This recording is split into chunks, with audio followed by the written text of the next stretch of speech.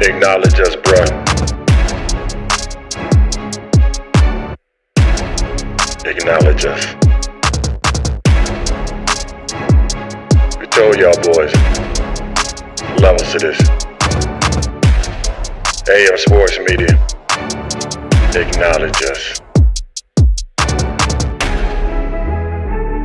#1 boxing podcast out there. Ain't no one doing it better. Debating, film study, documentaries, we do it all. Name another channel that can do that. Acknowledge us.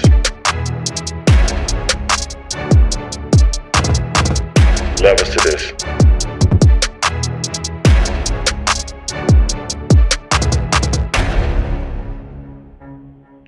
Instagram, Twitter, YouTube, we killing them. Don't matter.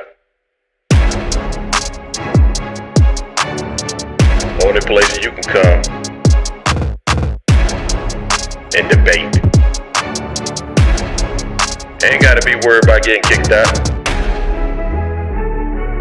And go one-on-one, mano-a-mano, with the great one. Oh yeah.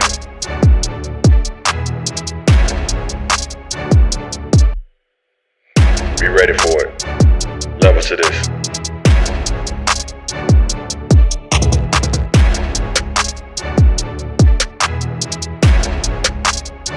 Anybody that wanna come get it, you can come get it. We welcome all debate. Crawford lovers, Haney lovers, Gervonta Davis lovers, Canelo lovers. Doesn't matter. We welcome it.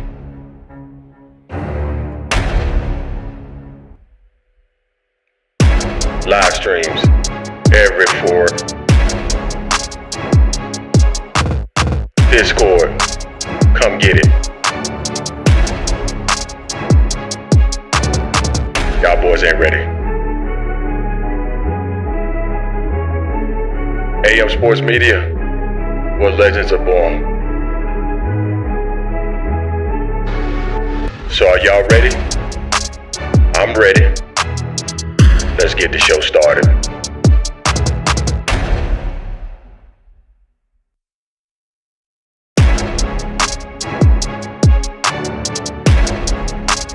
Acknowledge us, bruh. Acknowledge us.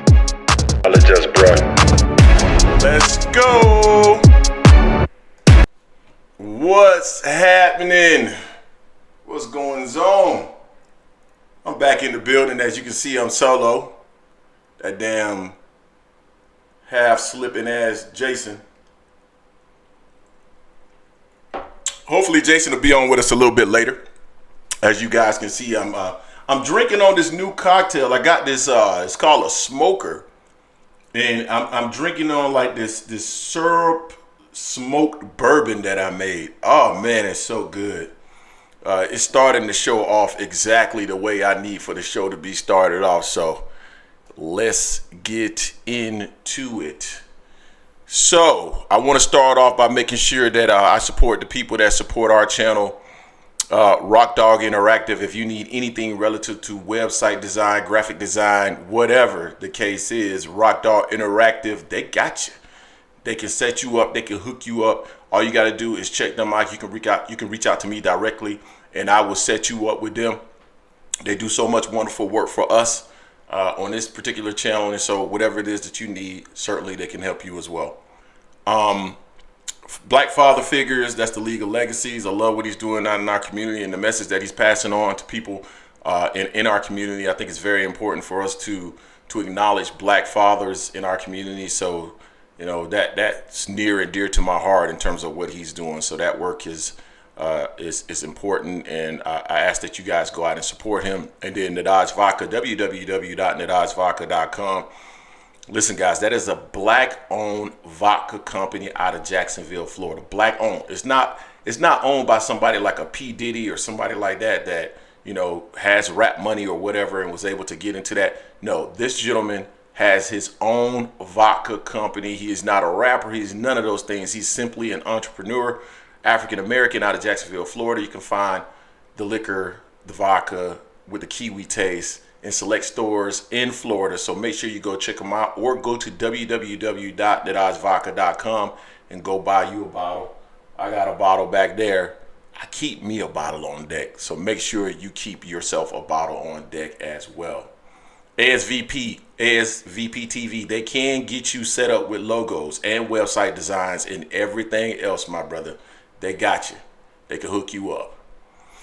All right, fam. So let me see who I got in the building. We got 35 people in the building. If you haven't had the opportunity to smash the like button yet, smash that like button so other people can find the content. I can tell you, man, YouTube is fickle, man. As many of you know, we got demonetized a little over a week ago, and I had to put my lawyer hat on and defend the channel in order to regain monetization. 99% of channels that are flagged for demonetization, they fail in the appeal. So AM Sports Media was one or a part of the 1% that was actually successful in appealing demonetization. And of course, it's because of my 122 IQ that I so proudly brag on. Yeah, I know you guys hate me, but guys, that's my brand. I'm an asshole, and y'all know that. All right, so let's see who we got in the building. Barbara D, what's going on with your family? I love when you in the building. All things, salute, Mr. Shan, salute. D-Town Funk, what's going on with your fam? Salute. Lil J, salute from the UK. I see ASVP TV had a little smiley face. I don't know what that was about. ASVP TV, what was the smiley face about? All things fire. Y'all heard the new intro?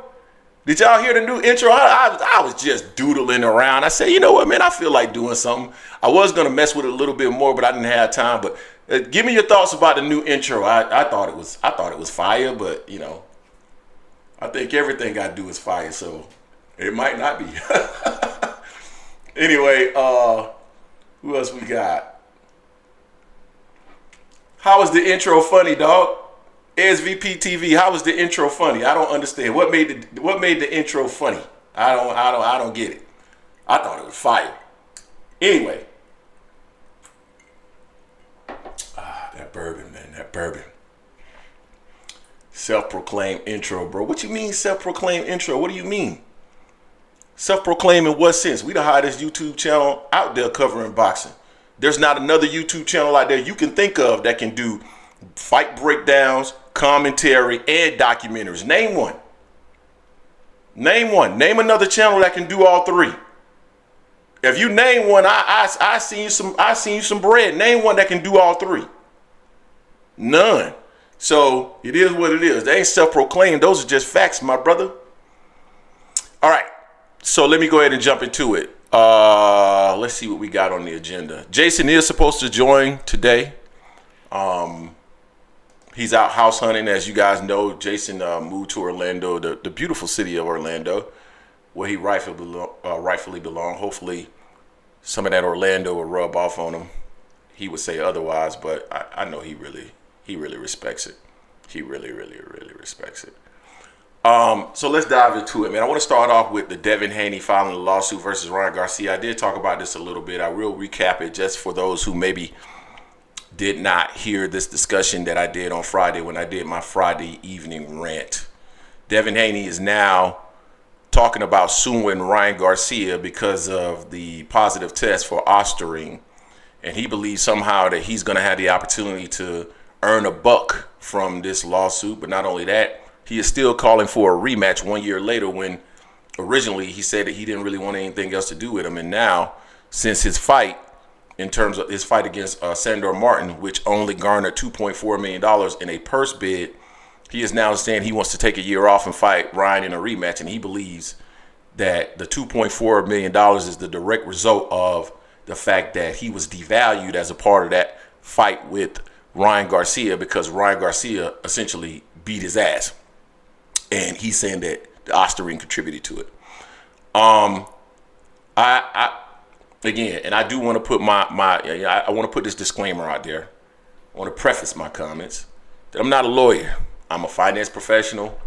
I know about numbers, specifically in the business world. I do not know about being a lawyer. But what I do know is I have a very logical and rational mind. And what I'm struggling with is, how are you going to objectively prove that the $2.4 million is the direct result of the outcome of that fight with Ryan Garcia? I don't know how you can reasonably prove that. Not objectively. Subjectively, you can say whatever it is that you want. But objectively, I don't know how you prove that. Now, I think that is a mistake for two separate reasons. I think it's a mistake because if you take this to court, and again, I'm going to remind some of you, I also have a master's degree in economics, right? Finance is a derivative of economics. And so I'm familiar with this type of stuff. What they do when you start talking about loss compensation, they bring an economist in. And those economists are experts at econometric models. And these econometric models are basically models that take these different attributes and they determine how much you would have lost based off of like your age and your degrees and your earning capacity and all this other stuff, right? But in situations like that, it is always in a situation where the person can no longer actually do what they were doing before. Meaning, if you damage someone to the point where they have neurological damage where they can no longer perform a specific job, even if they may still have the mental acuity to do it, but they can no longer do it physically, then an economist will be brought in to determine, looking out into the next however many years based off of their age and their degree and inflation and all these other factors that they would bring in. They would say, okay, this person lost X amount of income, right? And that is what they should be owed. And then they would have to then take it to court and prove that the damages, or the person that caused the damage, that they truly caused those damages, and that those damages are causing this individual to not be able to earn these dollars in the future. That's the way it typically works. Devin can actually still fight. So there's no way that he can just simply say that I can no longer earn these dollars. So what he's saying is that this fight directly devalued me. This fight specifically devalued me. Okay, so is it possible to prove that? I think it's possible if you actually, I think it's unlikely, right? Because it's subjective. But the way that you would actually try to prove that is, I'm going to bring in all this data in terms of what I was making prior to this fight. And now I'm going to compare it to this one data point. Now that's where it becomes tricky, because this is one data point. And that is where it becomes like, Sandor Martin is not a name that people are familiar with. And quite frankly, neither is Devin. So no one is going to pay a lot of money for that fight, regardless of the outcome, right? At least in my mind. So you're trying to use one singular data point to prove that you somehow have been damaged by this fight and devalued. And then also you're going to try to extrapolate that into the future, which is going to be terribly hard. But the basis point for that, or the starting point where you would try to start that, at least in my mind, is what have you made in the recent past, right? What did you make against Loma? What did you make against Rigo? What did you make against whoever the prior fight before that? I can't even recall at the moment. So and they're not going to just take into consideration what was the base of what you made, right? Because just because somebody paid you $5 million, that's not necessarily what you're worth, specifically in this type of environment where your value can do this, right? Your value is based off of what perceived demand is out there in the general public. And so that's what people are going to pay you. But when you start to see the history of it in terms of pay-per-view buys, if they paid you $4 or $5 million and the promoter lost $1 million on the fight, they're going to net that out. They're going to say, well, you should have never made $5 million. So that really wasn't your worth. What you made was not your worth. So I think it's interesting. If it were me, I wouldn't do it. If it were me, I would say, you know what? I took the money at the weigh-in for him coming in 3 pounds over. It got reversed as a no contest. Do I believe I was irreparably damaged? If he believes he was irreparably damaged, meaning damaged in a way that he cannot proceed with his career, then okay, you know. But then isn't he conceding what I said from a while ago when people said, well, or when I said that, you know, he might be damaged in a way where he can't come back because the fight was so bad. Well, he's admitting to that, right? But you guys are saying that, no, that's not the case. But still, it's hard to prove that because, again, he's going to fight somebody, and all of this is going to be subjective. And if he goes and fights in his next fight and gets his ass whooped, that's still subjective. It's all subjective. Like, there's no way to definitively tie it back to what occurred in that fight. So I think it's a bad move. If it's me, I just go ahead. I got my zero back. I got $1.3 million or whatever it was that Ryan Garcia conceded. And to the point that he made on Twitter, this can be one of the biggest fights in the sport currently because there's a lot of interest around it. A lot of people are going to say, and there's a lot of people out there that are saying that Osterine was the sole reason why Ryan Garcia won the fight. And they believe that Osterine somehow made him into some type of monster. And there are other people, like myself, that says he should have been suspended, but the Osterine was not a significant impact or an influencer in this fight. It wasn't a driver in this fight in terms of the outcome. No, Ryan looked tired from round 2 to the end of the fight, and didn't even really look like he could. He believed he could win the fight until he started landing some stuff. And Derek had to tell him, "Yo, you got to throw your hands," because every time he threw his hands, he landed. Every time he threw his hands, he landed.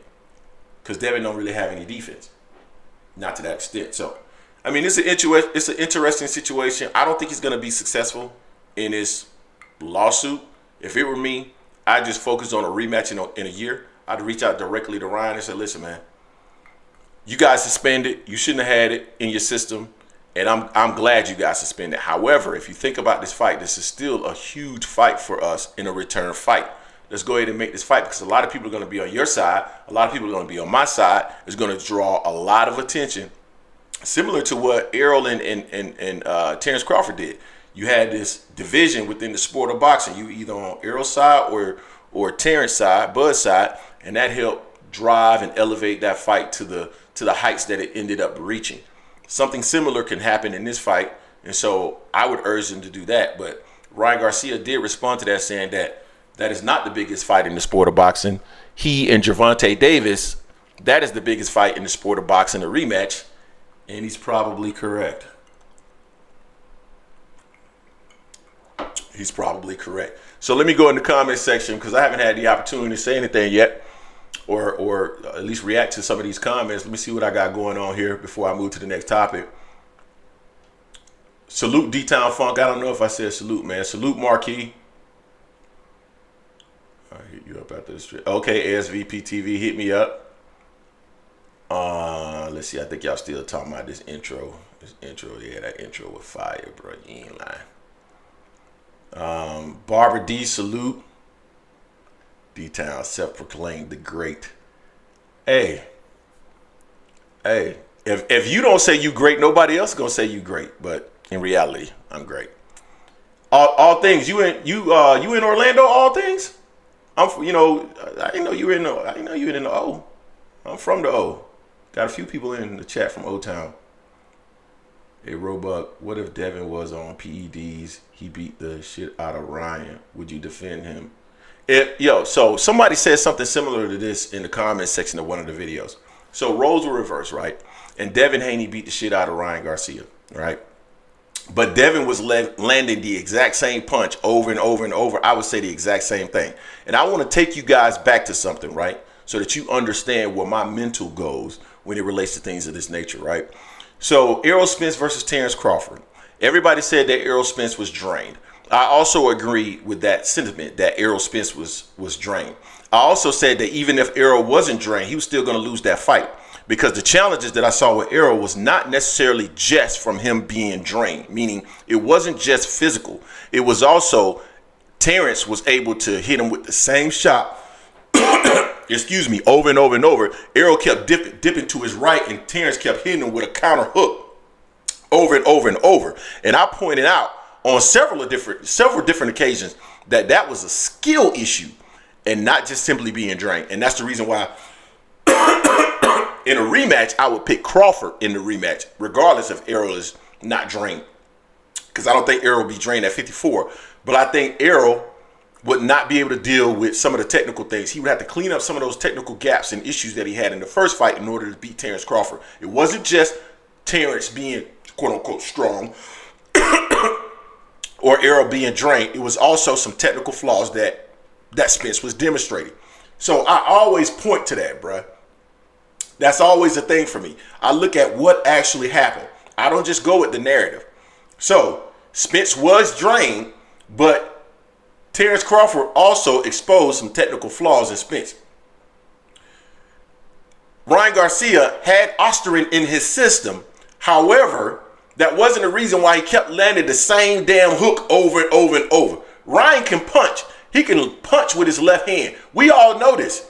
Osterman or not, if he would have been landing those same left hooks with no Osterman in his system, he would have did the same damage. That's my point. But he still should be kicked out. That's my point. So let's see what else we got in here. Excuse me, man. My throat got a little dry there. Barbara D, what's going on with you? Let me see. Go, Greg, with your smart and educated self. I'm not mad at you, LO. Hey, I appreciate you, Barbara D. I appreciate you. Sometimes they just be hating on me. I don't know why they be hating on me like that. Don't hate on me. Let's see. Ryan cheated and made $50 million. That's not right. You're right. If he cheated and made $50 million, it's not right. It still doesn't change the fact that he kept landing the same hook over and over on Devin's chin. Ryan will settle out of court. I don't think so. In my opinion, I think this is so bogus on Devin's part. Yes, it's a bit soft. See, Greg, I have a problem with the PEDs playing a significant part in that win, but I'm just a novice. I agree. Like if Ryan looked more devastating than I've ever seen him in a fight, or faster than I've ever seen him, or more stamina than I've ever seen, then I would wholeheartedly agree with the Peds. Ryan didn't look he actually looked slower than he did in the Devin fight versus how he looked when he was fighting Gervonta Davis. His power did not look extraordinary. He was always able. We've seen him drop people with the left hook. We've seen that over and over. That's nothing new. And his stamina was dog poo. It was shit. So you can't tell me that he looked extraordinary in that fight. He didn't. He looked like the same Ryan Garcia, except actually he looked sloppier. He looked more sloppy than he did versus Gervonta Davis. Everything looked off about him. I just think he got his Devin number. I just think Devin doesn't match up well with him. I don't think Devin's going to match up well with anyone that has the size, which means range and the requisite skill, right? If you can reach Devin from range and you got power, you will win. That's my opinion, because I don't think his defense is what people claim it is. That's just my opinion. There's this dude on Twitter. He is a Devin Haney defender. He's a Devin Haney fan. And shout out to Team Gill. Team Gill had tagged me in one of his posts, and he went off on me about calling me a clown and stuff like that, but could not articulate why he believed that I was a clown. I'm not gonna say his name because I don't even think it's worth repeating. But he's done some stuff on Twitter that I felt was lame. I think other people felt was lame as well. But I just don't understand why we can't come together as a boxing community, meaning fans of the sport, content creators or whatever.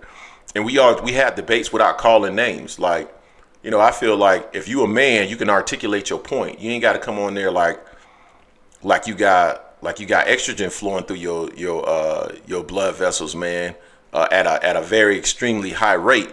And start to call men all kind of names like, yo, argue your point, dog. Argue your point. And there's a lot of, and this is no shade to women, because most of the women that follow this channel always come with logic. Barbara D always come with logic. Brenda McDonald always came with logic, right? So there's a lot of women that come to this channel and they come with logic. But sometimes these cats get on there and they get in their feelings and their emotions about men that they've never met in their entire lives, and they go on these tangents and these rants, and we got to do better than that. But not only that, we got to come together, not be like Democrats and Republicans where it's like I don't like a Democrat, and it's almost like you dislike them. When in reality, we should just be coming together and talking about the sport. And that's what this channel is about. Come together and talk about the sport, man, and stop all that whining and bitching. Let's see who else we got in here. Big Hearn, will Shakur ever get a chance, or is his style too off-putting? He'll get a chance. He'll get a chance. 2 Cents Boxing, what's going on with your family? Let's see. Try to see if there's any other questions.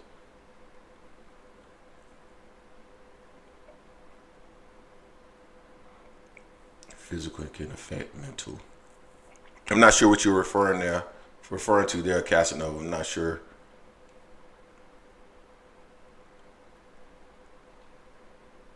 So I think I've covered everything in the chat. So let's go ahead and jump to the next topic. I've lost so many subscribers as it relates to Devin Haney. It's so interesting. His team has done a wonderful job of building him through social media and YouTube, to the point where there's people that get so upset when you say anything, and they swear that I'm defending Ryan Garcia as a steroid cheat, when in reality I'm not defending him. I said he should be suspended, but people don't hear those things. He should be suspended. He should be suspended. He should be suspended. But if what you're saying isn't absolute in terms of what they believe, then of course you're saying something other than what they believe. And in reality, I said that he should be suspended, but I still believe that ass whooping didn't have anything to do with Oster. I'm sorry. I just don't. I think he lost because he couldn't figure out how to not get hit with a left hook. It's my opinion. So right now we got 81 people in the building, 34 likes. If you get the opportunity, folks, please smash that like button or the dislike button if you don't like the content, but make sure that you're engaging. And also, if you're new to the channel, this is the Angry Man Podcast, AM Sports Media, where we're always dropping boxing-related content, whether it's documentaries, commentary, fight breakdowns, you name it, we do it here on this channel. Make sure you hit the subscribe button. And if you are a subscriber, think about becoming a member. $2.99 a month. It helps support this channel. And I can tell you beyond a shadow of a doubt that I'm one of the biggest assholes on YouTube. That is a fact. And I guarantee you that most people in the comments section will agree with that. However, I am also one of the fairest people on YouTube that has a channel, myself and Jason. And I just feel like we try to create an opportunity for everybody to come and engage. We have Terrence Crawford fans on our channel. We have Errol Spence fans, Gervonta Davis fans. Not many Devin Haney fans no more. They run like hoes, but it is what it is. Teofimo Lopez fans, Canelo fans. We have a mixture of all kind of fans, and they go hard in the comment section, and they go hard on the Discord. This is where you belong on this channel, because you don't get blocked for arguing your point, whether I think it's great or not. You don't get blocked for arguing your point.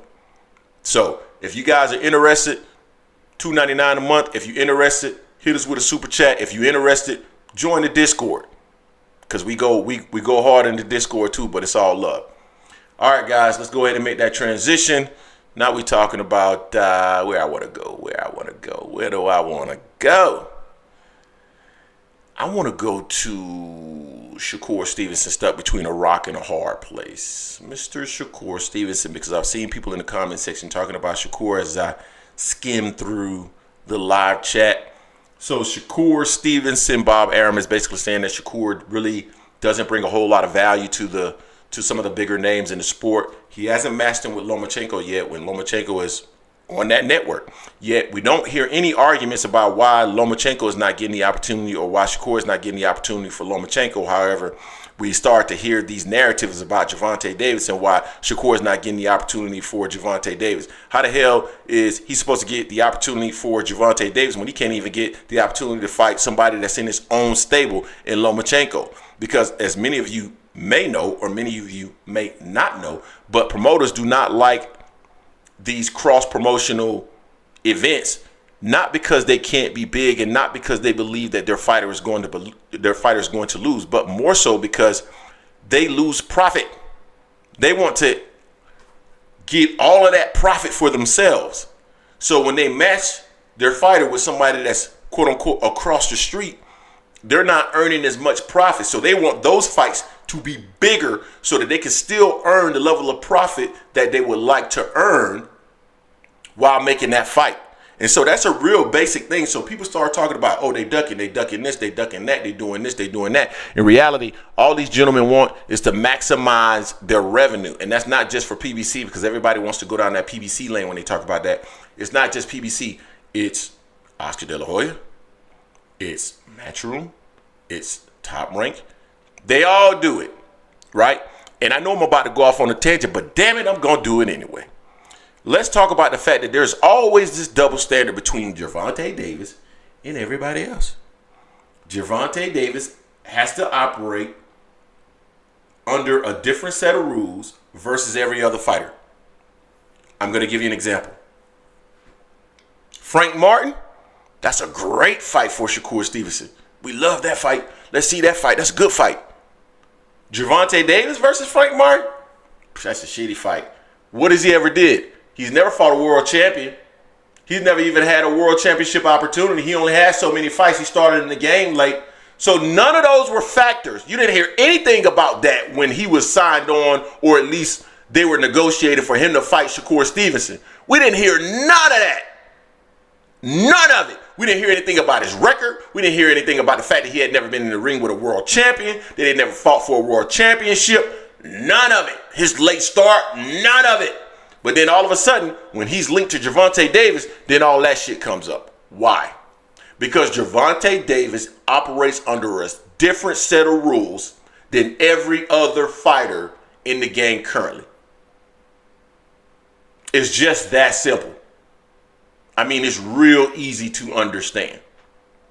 So Lomachenko. Now, Gervonta Davis is linked to Lomachenko. Now, the argument they will make is that, well, when he was younger, we didn't hear Gervonta Davis saying a peep about Lomachenko. But now, because Gervonta Davis is older, Lomachenko is older, now he wants to call out Lomachenko. Well, I don't remember when we started talking about Lomachenko and Gervonta Davis. That was actually about 3-4 years ago, at least. At least that was 3 or 4 years ago when we were talking about Lomachenko and Gervonta Davis.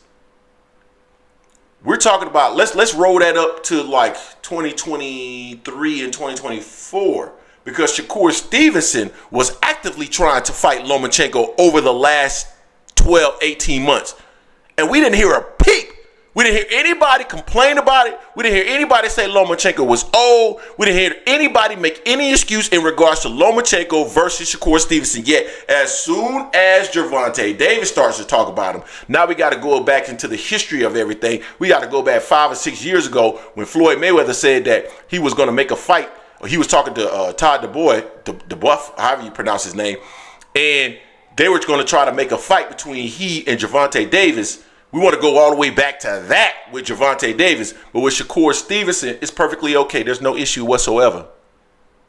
Make it make sense, dog. There's always this disconnect when it comes to these fighters, man.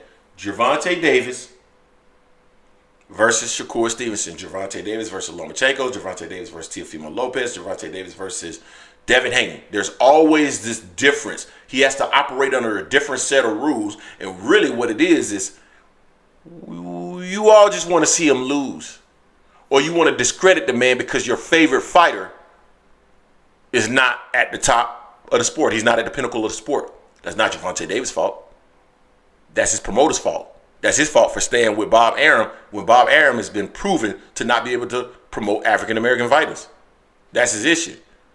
So I know I went off on a detour there, and maybe I shouldn't have done that, but yeah, that really rubs me the wrong way. Oh man, hold on, let me pop. The boxing source is in the building. I just saw you, bro. Dubo. Okay, Dubo. Okay, I got you, fam. I got you. Barbara D, what's going on with you? Gifted 5 a.m. Sports Media. Oh, wow. I didn't even know you could do that. Barbara D just gifted 5 a.m. Sports Media memberships. I didn't even know you could do that. Oh wow. And you gave them to Marquis AS Meek 39. What's going on with your fam? Gave it to AS Meek. B-Dog, Anthony Britt, Fight Game.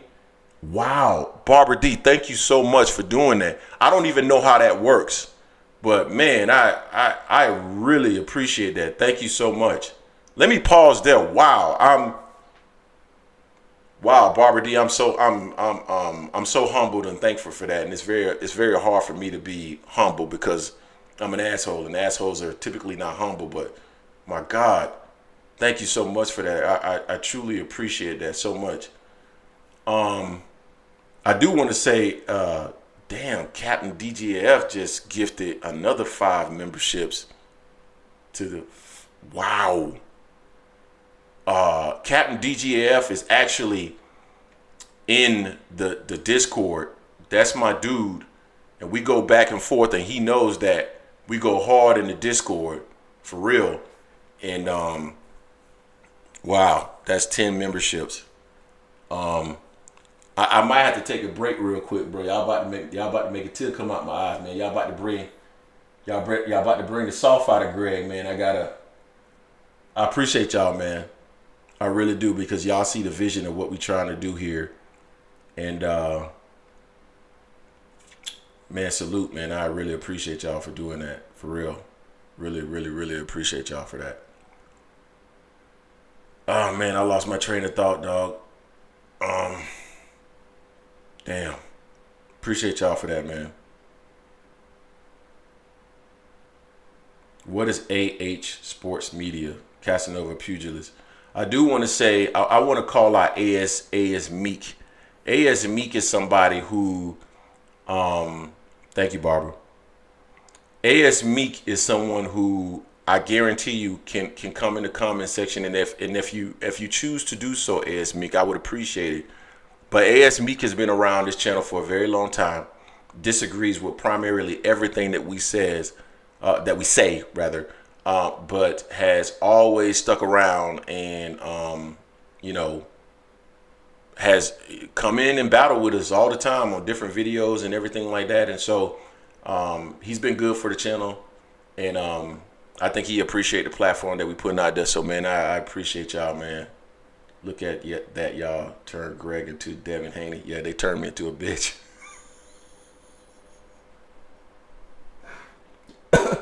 Man, dog, I was not expecting that. I didn't even know you could do that. Guys, I didn't even know you could do that. So, Captain DGAF and Barbara D, oh my God, thank y'all so much. I appreciate y'all so much. What was E-Drip, Drizzle, salute fam, salute. What was I about to, I lost my train of thought. Oh, Shakur Stevenson. Why Shakur Stevenson is stuck between a rock and a hard place. Listen, man, Shakur, I like Shakur Stevenson. You know what I'm saying? I think he's a fabulous fighter. I really do believe that Shakur Stevenson is a fabulous fighter. But I think he took the Bud Crawford route, honestly. And I think the Bud Crawford route is this. I want to get guaranteed money because that money is on the table right now. They took advantage of Bob Arum and what it was that he was doing. For whatever reason, he was doing it. And you know, he really doesn't have a high level profile. And I've demonstrated that on different shorts where I showed that people were talking about Shakur Stevenson, and someone brought up his name, was like, who is Shakur Stevenson? I never heard of him before. But they knew Gervonta Davis. They knew a lot of these fighters. They know him. So give me 1 second, guys. I'm sorry. This is Jay pinging me. He might be telling me he get ready to come in. Okay. Sucker nigga Jay is a... Oops, I shouldn't have said that. Sorry, Jay. Give me 1 second, man. Let me get you in here, brother. I know they can hear your audio, but they can't see you just yet. So let me get you in here, fam. Don't call me fam after what you just said. Bro, you talk about me worse, way worse, so I don't give a damn. I call you a piece of shit in front of them right now. They all know, and everybody know we talk about each other like this. This isn't nothing new, Jay. You know what I'm saying? You right, you ain't shit. If people saw how we text each other, they think we didn't like each other. They think we didn't like each other. That's a fact. 2 Cents Boxing. I'm in Georgia. I'm in Atlanta.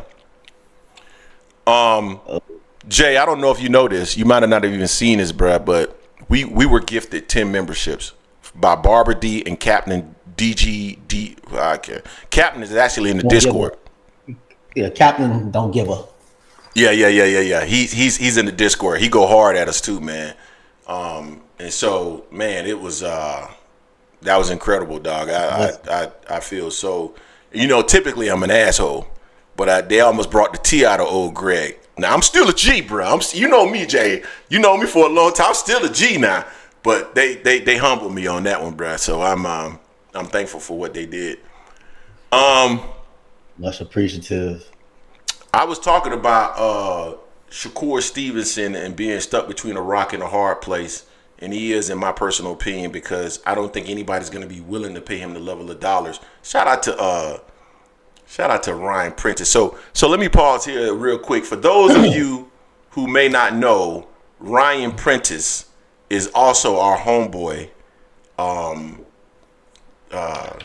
That's my dog, man, and that's it. Jason, that's it. We met through Ryan, right? Yeah. We met through Ryan. So yeah, that Ryan, that's our dog, but we go back like so I think I've known you since 1999.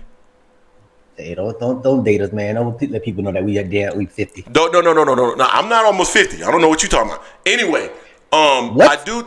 I do think 99, just because we knew each other in 99 doesn't date us. Genius. Damn.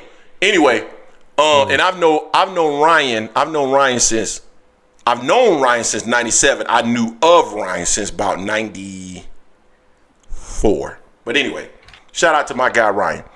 All right. You say so and drinking? Yeah, I got the smoked bourbon, dog. Did we talk about this the other day, man? See, Slogan went already on that BS, man. So first and foremost, it doesn't matter. See, just because I can use first and foremost, clearly I'm not intoxicated. It's very and Ryan Prentice can attest to this. It's very hard for me to get intoxicated because, true story, Ryan Prentice can attest to this.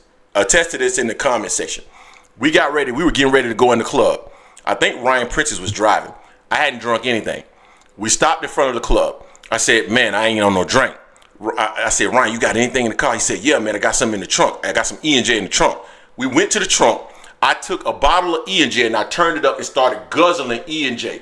White girl and white guy were walking past. They were a couple. They said, fucking awesome, as I was just chugging E&J right in front of the club. Ryan Prentice, validate that. That's a true story. Anyway, here we go. What was I about to say? Yeah, so yeah, I just don't. Shakur Stevenson, he's gonna get the opportunity to eventually fight Gervonta Davis, absolutely, because he's an outstanding talent. I like him a lot, but right now he's not necessarily creating a draw that people would be interested in. In seeing him fight Gervonta. And Jay, I was just talking about this double standard that exists between Gervonta Davis and every other fighter at 135 or 140. It seems as though something that's right for Gervonta Davis or wrong for Gervonta Davis or right for Shakur Stevenson is always wrong for Gervonta Davis, right? Lomachenko, right for Shakur, wrong for Gervonta. And Shakur was just recently calling out Lomachenko last year. Frank Martin, right for Shakur Stevenson, wrong for Gervonta Davis for whatever reason. So, those are the types of double standards that I don't like. But Shakur definitely is stuck between a rock and a hard place. We've heard Eddie Hearns talk about this to some extent. We know that Bob Arum is not going to waste any more money on him. I think Floyd may take a risk on him, but Floyd may be the one person that could actually make him a superstar, considering he has a similar style to Floyd Mayweather. But he has to go down that right path. And Floyd is a master marketer, as far as I'm concerned. Floyd might be able to turn him into a superstar, but he's stuck. He's going to have to really think about what his next move is. So what's your thoughts on that? Yeah, for him to show him getting down that route, that path, he should be Pretty Boy Floyd. He can't be Money May. He ain't earned that to be Money May yet. So for Floyd to really put money on him, he's gonna have to see that he's doing what Pretty Boy did back in the day. That's knocking people out, TK on them, and being brash and braggadocious and all that, and being the villain. So the jury's out on Shakur, but there definitely is a double standard because, for instance, with Frank Martin, it was okay with Frank Martin's going to fight Shakur. Oh, that's a great fight. That's a great fight. Tank, oh, this guy's a 29-year-old prospect. Yeah. You can't have it both ways, man. Y'all gotta keep it a buck with everything. So y'all gotta keep it real. I like Shakur. I like Devin as well. I think Shakur is a hell of a fighter. If you look at his resume, it's not much better than anyone else's at 135, honestly. Especially at 135. Right now, hell, he's about to fight Frank's leftovers in Artem. So I mean, he has more to do. He's chasing greatness. Chasing greatness is not fighting Frank's leftovers, especially after you just said Frank is not a good fighter and all this and that. So that's not chasing greatness. But we'll see what he does after this fight here. See if he can get on with either Florida or another promotional company, because not too many people are going to take a chance on him. Bob has already put that out there, So we'll see. He's going to really have to show off against Artem, which I think he will. It's a perfect fight style fight for him right now to really get off on Artem and take off. He has to get Artem up out of there. It can't be no 12-round decision, where he's just running or anything else, not actually just about. He needs to go ahead and take Artem out. He needs to go out there and just show that he is the dog that he says he is, and he's chasing greatness. After Artem, then he should really want Lomachenko, try to get that Lomachenko, try to take Lomachenko from Tanko, try to take from Lomachenko, or just get with the other Ukrainian champion, fight him, take that belt, and then try to unify, actually be undisputed after Tank and Loma get it on. Yeah. So now that your late ass is here, is there anything that you want to share about anything else that I've already covered? You talking about Teo? No, I'm not talking about Teo. What I talked about at the beginning of the show, I talked about Devin and Ryan Garcia in the lawsuit. I don't think he had the opportunity to comment on that yet. Yeah. I mean, with Devin in his lawsuit, man, I think it's weak, man. Straight up, it's just weak. Devin's going to try to sue Ryan because emotional damage, basically emotional damage. That's not what killed your brand. Your piss poor performance against Ryan killed your brand. Yes, Ryan cheated. Ryan needs to be banned for more than a year, in my opinion. But what Ryan took did not make you keep your right hand down and get hit with that left hook over and over again. Let's be real. And I'm mad because I had you winning that fight. I wanted you to get rid of Ryan. I wanted Ryan out of boxing, and I wanted you to whip his ass. You didn't do that. So don't sit here and try to get all upset and say you're going to sue him for emotional. He damaged your brand, damaged you because you can't get a big money fight against Sandor Martin. That fight wasn't going to be big whether it won or not against Sandor Martin. It's Sandor Martin. It wasn't going to be a big fight. So that meant nothing. So pick your big boy, put your big boy pants on, get your ass back in the ring. Don't tell me, well, I'm gonna wait out. I'm gonna sit out a year. What you sitting out a year for? Get back in the ring. You gotta rebrand yourself now, bro. You gotta pick yourself back up and show that you are that dude that you said is the Devin Haney era. You're the face of boxing. Get your ass back in the ring and prove it. That's all you gotta do. That's it. Get your ass in. Even if it's Sandor Martin, fight him. You fight him for nothing anyway. Beat his ass and then go for next. Go for the next person after that. But you're not doing that right now. You talking about Mario Barrios, kind of like you're trying to want Mario Barrios. What you doing? Earlier, you said you didn't want to fight rematch Ryan. Now I say you want to rematch him. Now you're trying to bargain with him or try to get him to pay you some more money or something like some of that nature there. No, he got his mind. He got his mind right. He got his mind right. When you think about it, man, think about this, Jay. I guarantee you, even though Devin Haney is saying, "Oh, he should be suspended," blah blah blah blah blah blah blah, yeah, blah blah blah blah blah, right?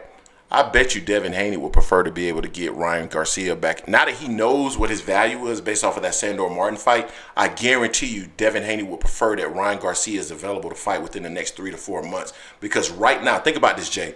We are on a different side of the fence as it relates to this situation, right? You believe and I believe. Me being just, a damn near a genius, and you being an expert at steroids because you've been using them for several years. We believe that Ostarine. We believe that Ostarine did not play a significant factor in this fight. We don't believe it played a significant factor in this fight in terms of the fact that we saw the left hand continuously landing on his cheek.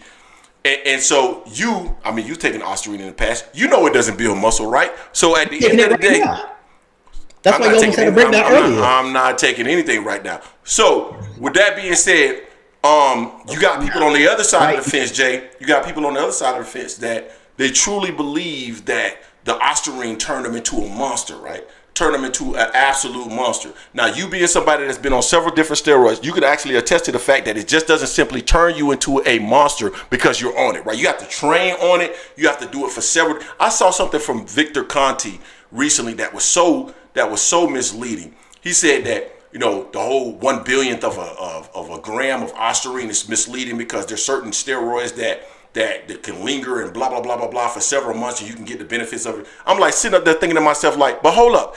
Number one, you said certain steroids. You're not talking specifically to Ostarine. So what you're saying is also misleading, right? But not only that, we're talking about the actual effects of Ostarine, and Ostarine has not been shown to have efficacy as it relates to specific trials, the stage 2 and 3 trials, that it actually was able to pass those trials, right? So clearly, you're leading people down the incorrect path as well. So you're showing a bias because you're related and tied to Devin Haney. So I'm not an expert at this. I know you're the expert, but at the end of the day, it's clear to me. It's clear to me that what he's saying is false, and that's just based on logic. Hey, Jay Sonny, you see he's stuttering, right? You know he's lying. It ain't the liquor; it's the stuff that he's taking. No, you're interrupting me. You're interrupting me. No, you're interrupting me. No, you're interrupting me. You're interrupting me. That's what it is. I'm not stuttering. I'm stopping because you're talking. So anyway, do you want me to get Ryan to call in and validate all this? Because you know he will. You know Ryan will validate it, don't you? Ryan said you were whiskey and meds, so you know what you're talking about. I am on whiskey and meds. He ain't lying. The whiskey right here. So what you talking about? Everybody know I had shoulder surgery. Chad, who's the one that goes on roid rages? I'm sorry, just goes angry all of a sudden, yelling and cursing and dropping N-words at times. This guy here just flips like a switch. Boom. Hey, Ryan Prentice, who's in the comment section can validate. Ryan Prentice, who's in the comment section, can validate. I've always been like this, and you know this. It don't got nothing to do with that. No. I go off on motherfuckers when they try me. And you know it. You know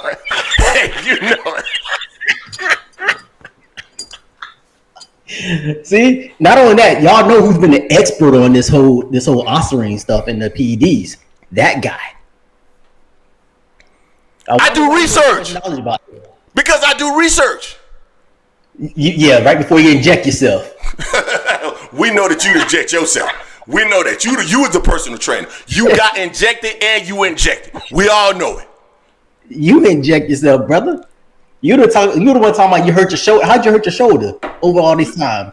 Lifting weights. PEDs, lifting too much weights. Lifting weights. That's how I hurt myself. Yeah. I didn't. No, it wasn't on a PED. I ain't never done a PED in my life. Never. Lies. Dog, how you stay in how you keep at 7% body fat and you 46 years old? How you get more ripped? How you start getting more ripped than you are 40? I'm neither one. I was ripped since day one, Negro. I know, cause you've been on steroids since day one. Worked out. Again, the mood swings. Exhibit A, mood swings. That ain't no mood swing. What? That is not a mood swing. I ain't got. So first and foremost, everybody knows. That's another mood. So let me tell you something. Number one, I work in corporate. I work in corporate America every day. If I was on steroids, man, they would see that I would have gotten fired. We all understand, man, that everybody knows that you own it now. It's okay. Let's go. All right, man. Let's move to the next topic, man. Everybody understands you on steroids, and everybody knows that I'm clean in the jeans. Let's move on to the next. But you ain't clean worse shit. Let's move to the next. Hey, raise your hand if you can't raise your right hand if you never took a steroid. Yeah.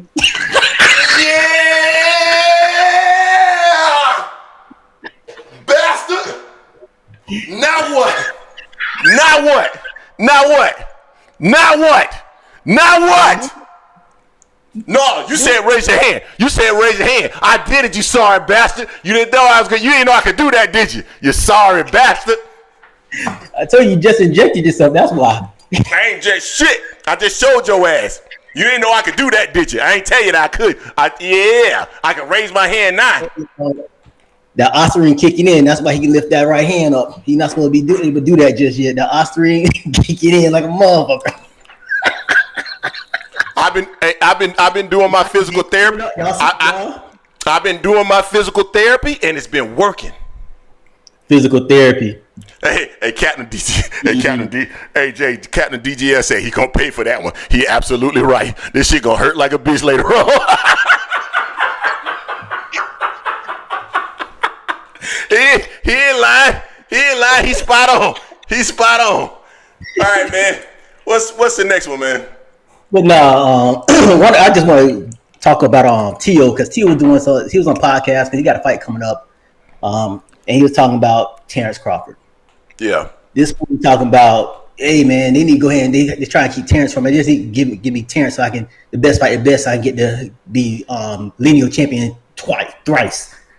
First off, Terrence will beat the dog shit out of you, dude. The absolute dog shit out of you. So Teo, chill with that. Chill. That ain't happening, bro. You bring nothing to the table for Terrence. You're not on this level at 140, 135, 147. Terrence is also going at 154. So just stop it, man. Just stop it. So, I mean, I'm just tired of him coming at Bud like that. At anyone else, honestly, he still got problems with you need to go ahead and run that back with Sandor Martin. You need to run that back with Jermaine Ortiz. Take care of those two people first. But Bud will beat the shit out of you, dude. And you know it. And you ain't gonna get paid shit for it. You'll get paid shit for that ass whipping. So I mean, just stop that shit right there. Then he's talking about he's calling Shakur and Devin and Tank kids. They're the same age as you, man. They're the same age as you. How you calling them kids? How you calling them kids? Yeah. Come on, man. He talked bad about Shakur, talking about Shakur can't pop, don't got a chin, or has one or the other, so he should go back down to 130, 126. I agree with him on this. Shakur doesn't have the crack at 135. He doesn't have that pop. I agree with him on that.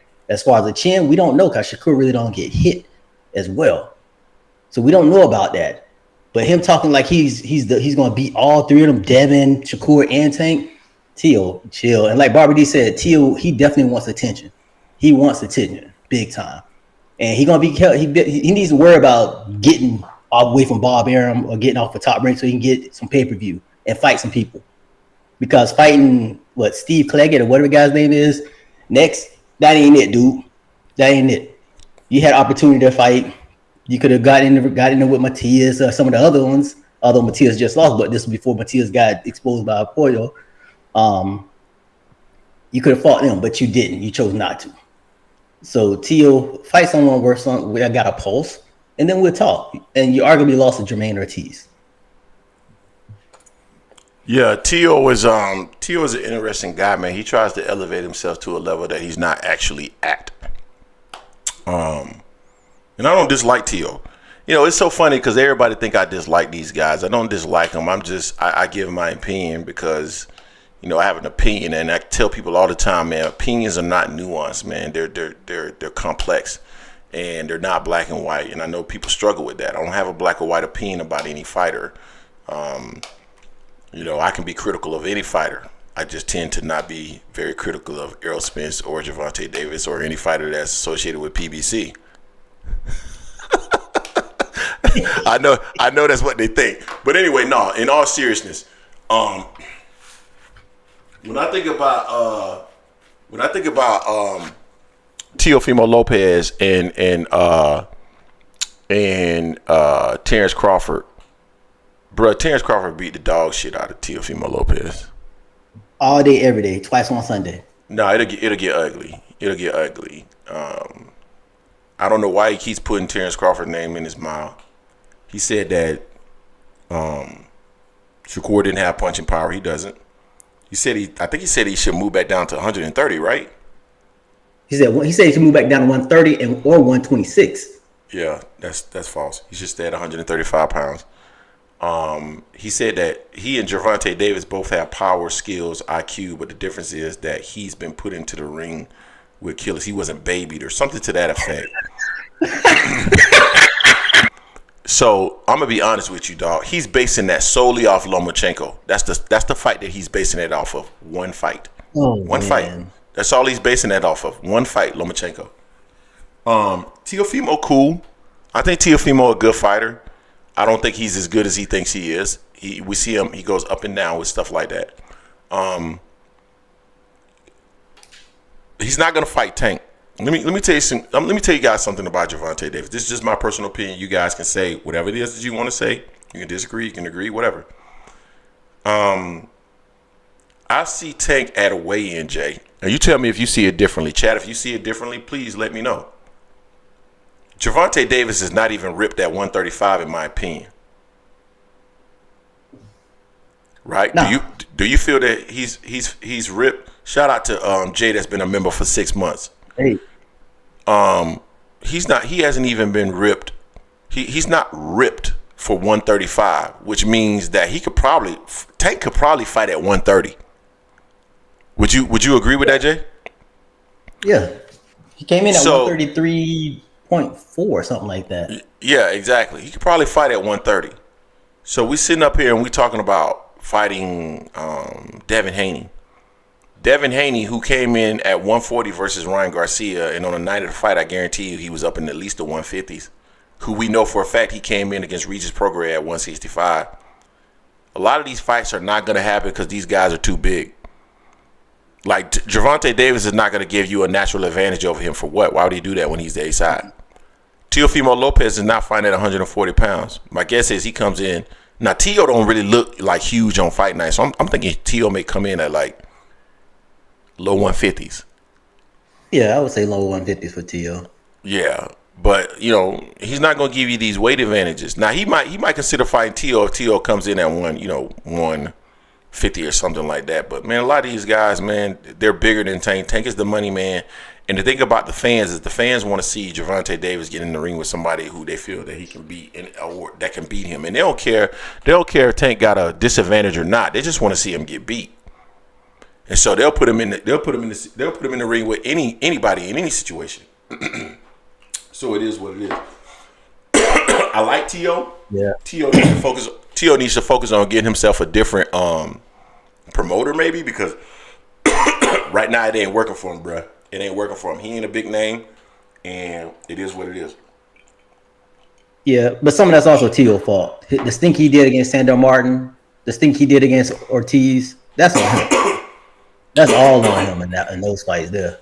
That's all on him because when he was being electric and got like knocking out lower tier fighters out, that's what everyone wanted to see. They want to see him doing the switch hitting in the ring, doing the dances and knocking people out and stuff like that. As the competition got better, knockouts went down, and then he had some issues himself. Losing the Cambosos, however you want to call it, if he was sick or whatever.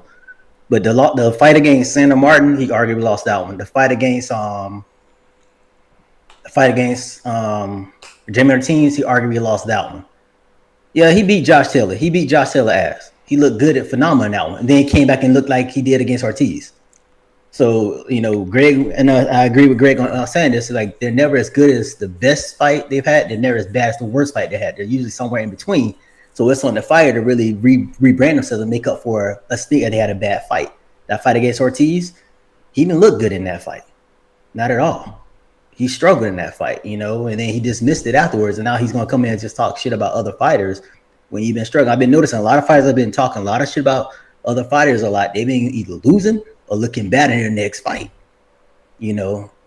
Supernova, he talked noise about Devin. He lost that fight on Saturday night. That's what I want to ask you. I don't know if you saw that fight, Greg, but Supernova on Friday night. It was Friday night they fought. I started watching the fight with what's fam name? Bomax fighter versus Troy Isley. Yeah, Troy Isley versus Garcia's fighter. What's his name? Yeah, Troy Isley versus I forgot the dude's name. Man, I watched maybe to round 8. Man, it was so boring. I just stopped, and I didn't see the Supernova fight afterwards because I needed to do something with the fam. But What Yeah. was So chat. Did y'all feel that Supernova lost that fight or not? Because I mean, I only saw that last few rounds of it. I thought the rounds I saw that Nova was winning.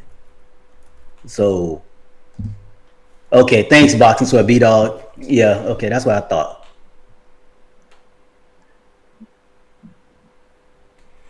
Yeah. Hey man, I hate Jason Williams. I hate everything. I hate everything about him. I will say that I hate the way. That's what I thought. This dude, my arm is so yeah, it's busted. But guess what? I'm coming back though. You know it, Jay. You know I'm coming back. Last week when you well, it wasn't even last week. On Wednesday you challenged me and you said everybody lift their right arm, and I said I was thinking, I was like, man, I should try it, but then I was thinking might not go well, so I ain't tried. Yeah, right. But now I can lift my right arm, and they still hating on me, dog. But you know, y'all can hate, bro. Y'all can hate. Now you can lift your right arm because your PED's kicking in. That's all. That's it kicking in. But so Nova did get raw. That's what I thought because everything I was reading about, he got raw. Okay. Hey, Captain. Yeah, that's the guy with the bleached beard. Hey, Brian, they say I hate the way that you talk. I hate the way that you talk. That's me. That's me for sure. That's me for sure. That's me for sure. All right, Jay. Man, I think we got a couple more topics, but we already at 1 hour and 6 minutes. So should we go ahead and open up the phone line and keep the topics there in case we have a gap in the phone lines, or what should we do? Yeah. All right, so we'll open up the phone lines now. Here's what I'm going to tell you. For anybody that's calling in today, right? Old Greg is not debating anybody today. That's not what I'm doing today. And I know what y'all do. Y'all call in because you specifically target me. Y'all want me. Y'all say, Greg, I gotta have Greg, man, because I feel like if I can defeat him, then that means my IQ must be at the same level. It doesn't. You never defeat me because you can't. But number two, Jay, this is interesting. I'm gonna go ahead and go down this path. I know this isn't fair to go down this path, but I am gonna go down this path.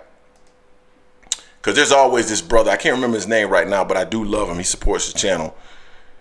And he talks about every time somebody calls in to debate us, right? And we welcome all debates. We welcome them wholeheartedly. But Jason, you know that we take a whole lot of takes. We do a whole lot of takes, right? We do a whole lot of takes. So our takes are on record for anybody to see them and then prepare for them, correct? Correct. When somebody calls in to talk to us, are we prepared for their take? Hell no, we don't even know what they're calling about. Exactly, and we allow them to go into the direction that they want to go into. Therefore, they always have a natural advantage over us when it comes to actually debating on a live stream because we don't know what your take is. We're processing your take during the call.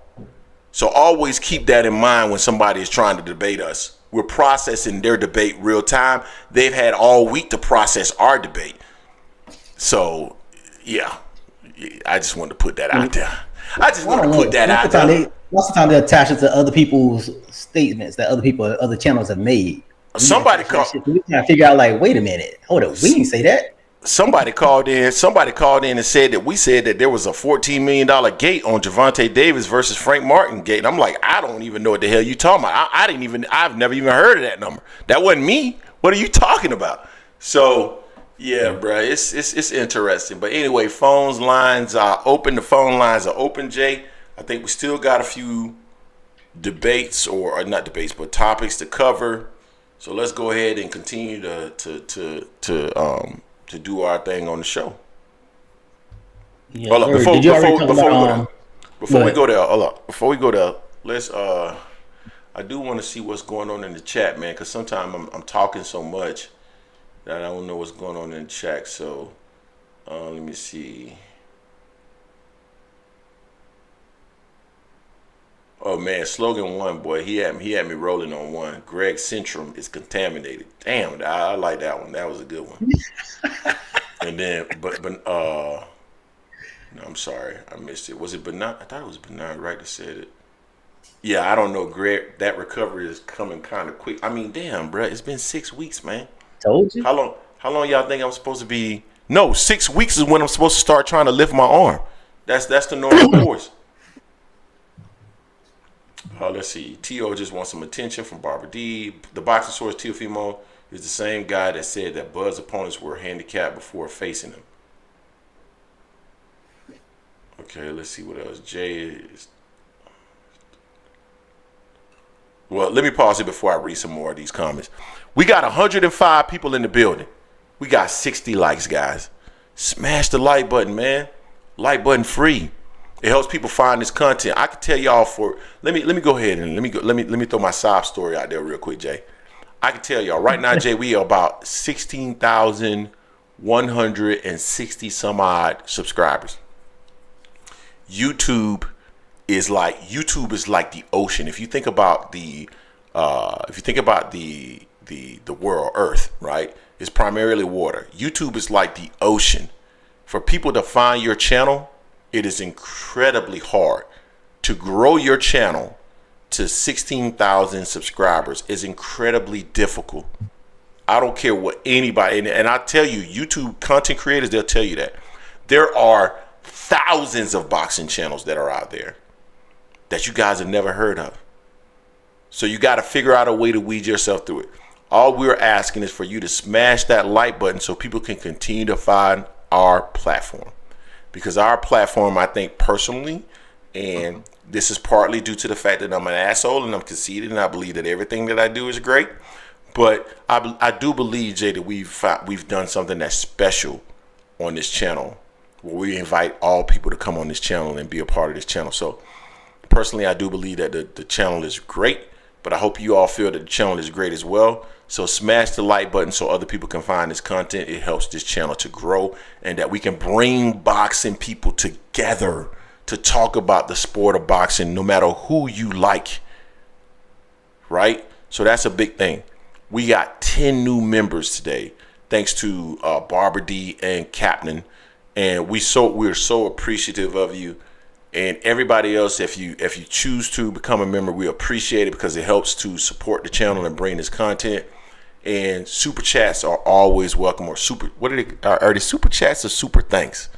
Or they're two separate things, right? I know super chats. I'm not sure about the super thanks. Definitely super chats. I think super chats are the ones that they do in live, and I think super thanks are the ones that they do when we're not in live. I think that's the way it works. But super chats, super thanks are always welcome. So if you choose so, please do support the channel. But most importantly, watch the content when you have the opportunity, because that also helps us. We appreciate you guys. Thank you so much. All right, Jay. What else do we have going? Like the phone lines are. Oh, I'm surprised we're not getting calls, dog. Like usually, as soon as the phone line open, we get calls. That's crazy. No calls yet, brother. You already talked about Spence? No, we haven't talked about that one yet. We can go down that one. Oh, see.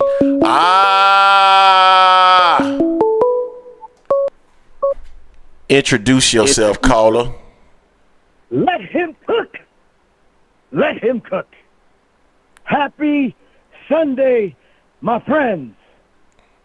It's been a little bit, so excuse me as I go over a litany of subjects. Go ahead, Jerry. And I know, Greg, you've already stated you don't want to debate. I get it. Waving the white flag. And speaking of that, to that caller that was offended that I called them B-level competition. Brother, go listen to your call. Every time you enter into debate with Greg, at some point you go, okay, you got that one. Don't be sorry. Be better. The last thing you want to do is debate me. Moving on to the next topic. Well, Greg, I know you are a very smart guy. Hold on, Jerry. Before you go on, I want you to say that one more time. Greg, I know you're a very smart guy. There you go. You are a talented storyteller. One of the best I know. Congratulations. But what I will tell you is on this Haney Garcia lawsuit. Now, as you know, in the court of law, all you got to do is tell a story. And as your combating the storyline of Haney, I'm going to act like I'm his attorney. Go ahead. What you don't understand is this. Simply put, I can actually use your channel as proof in the court of law. Okay. You have people that have called in. Do you remember when there was this conspiracy theory that Haney, Victor Conte, and blah, blah, blah were all in cahoots, and somehow they fixed up the results? Hold on. Which results are you talking about? People in the chat right now, I forget her name, that was saying, isn't it ironic that he was on ESPN right after? So, Okay. if you look at it from that side point, where Ryan Garcia turned the finger on everybody else and try to build it as if it was a conspiracy theory, I'm surprised Victor Conte ain't suing his ass. Because we know Paul Logan is. Do you know that? That Logan has a lawsuit right now filed for defamation for trying to trash his prime product. I agree. And so Ryan Garcia, as much as I like the guy, for those detractors, look and see Ryan Garcia against Tank, Ryan Garcia against Haney. My man blew a fuse. He is not right. Stop trying to defend a crazy man. He cannot even defend himself. We still don't know what happened because, he doesn't take supplements. He had the Waganda root. I forgot the name of the goddamn Uganda, whatever it was. Every goddamn supplement company came out and said, you were absolutely wrong. And what does he send? Open bottles of supplements to get tested? You're supposed to send additional bottles from the same lot. How is it that just your bottles, your supplements are tainted? So, combating your storyline, I say Haney has, not Haney himself, but his dad can paint an absolute perfect picture, and I can see him winning a defamation lawsuit. Whether it's right, whether it's wrong, I don't think it's right. If you want to rematch the guy, why sue him? But Ryan Garcia is going to have to learn a lesson from all of this. You can't just keep lying and lying and lying and lying. You are a 25, 28-year-old man. It is time to grow the hell up and stop trolling as it's one of your full-time jobs.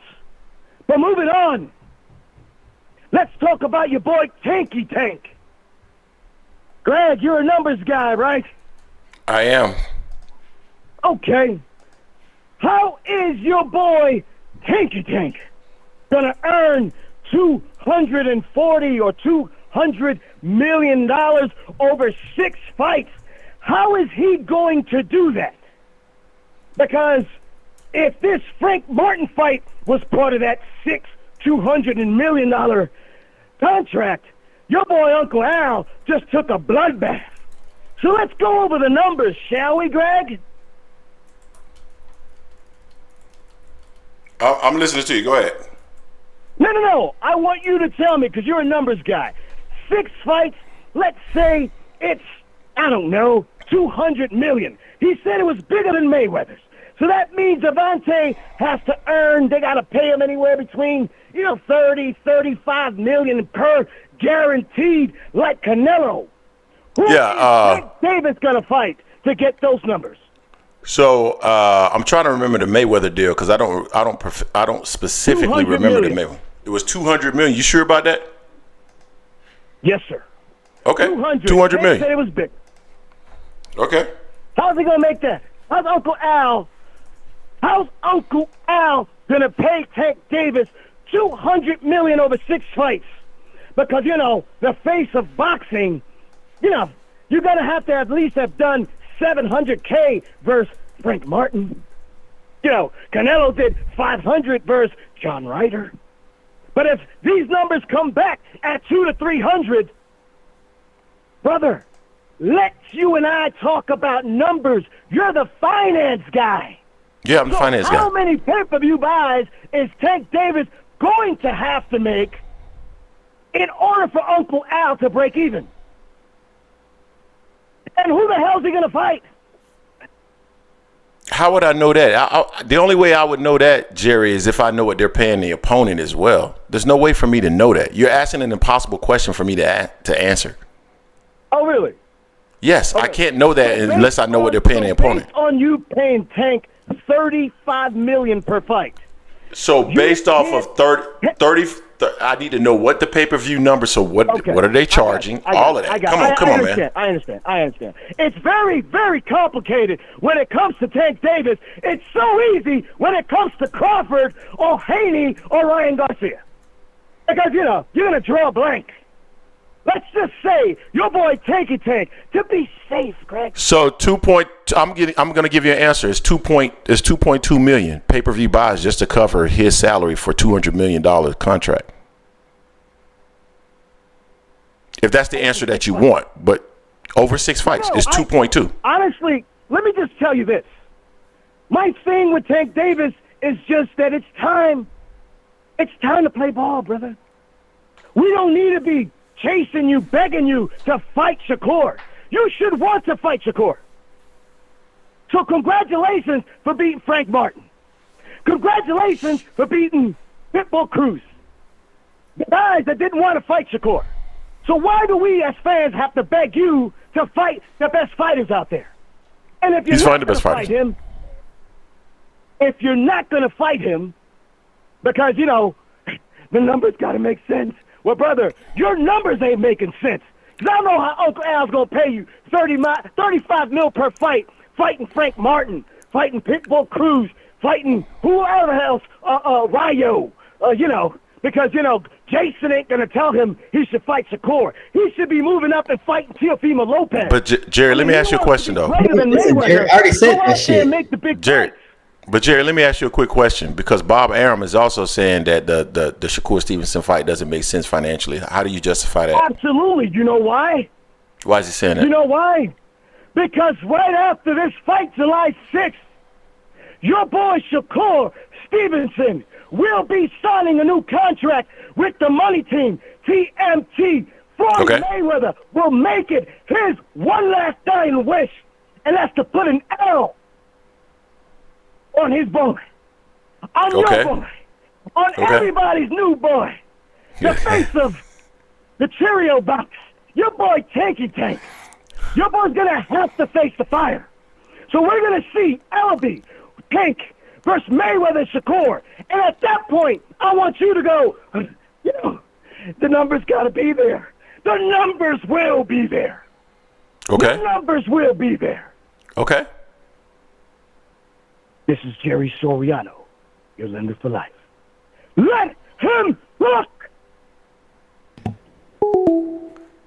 All right, man. So that was Jerry Soriano, my lender for life. See how he said the fake Shakur? Did he really say that? Did he really say what?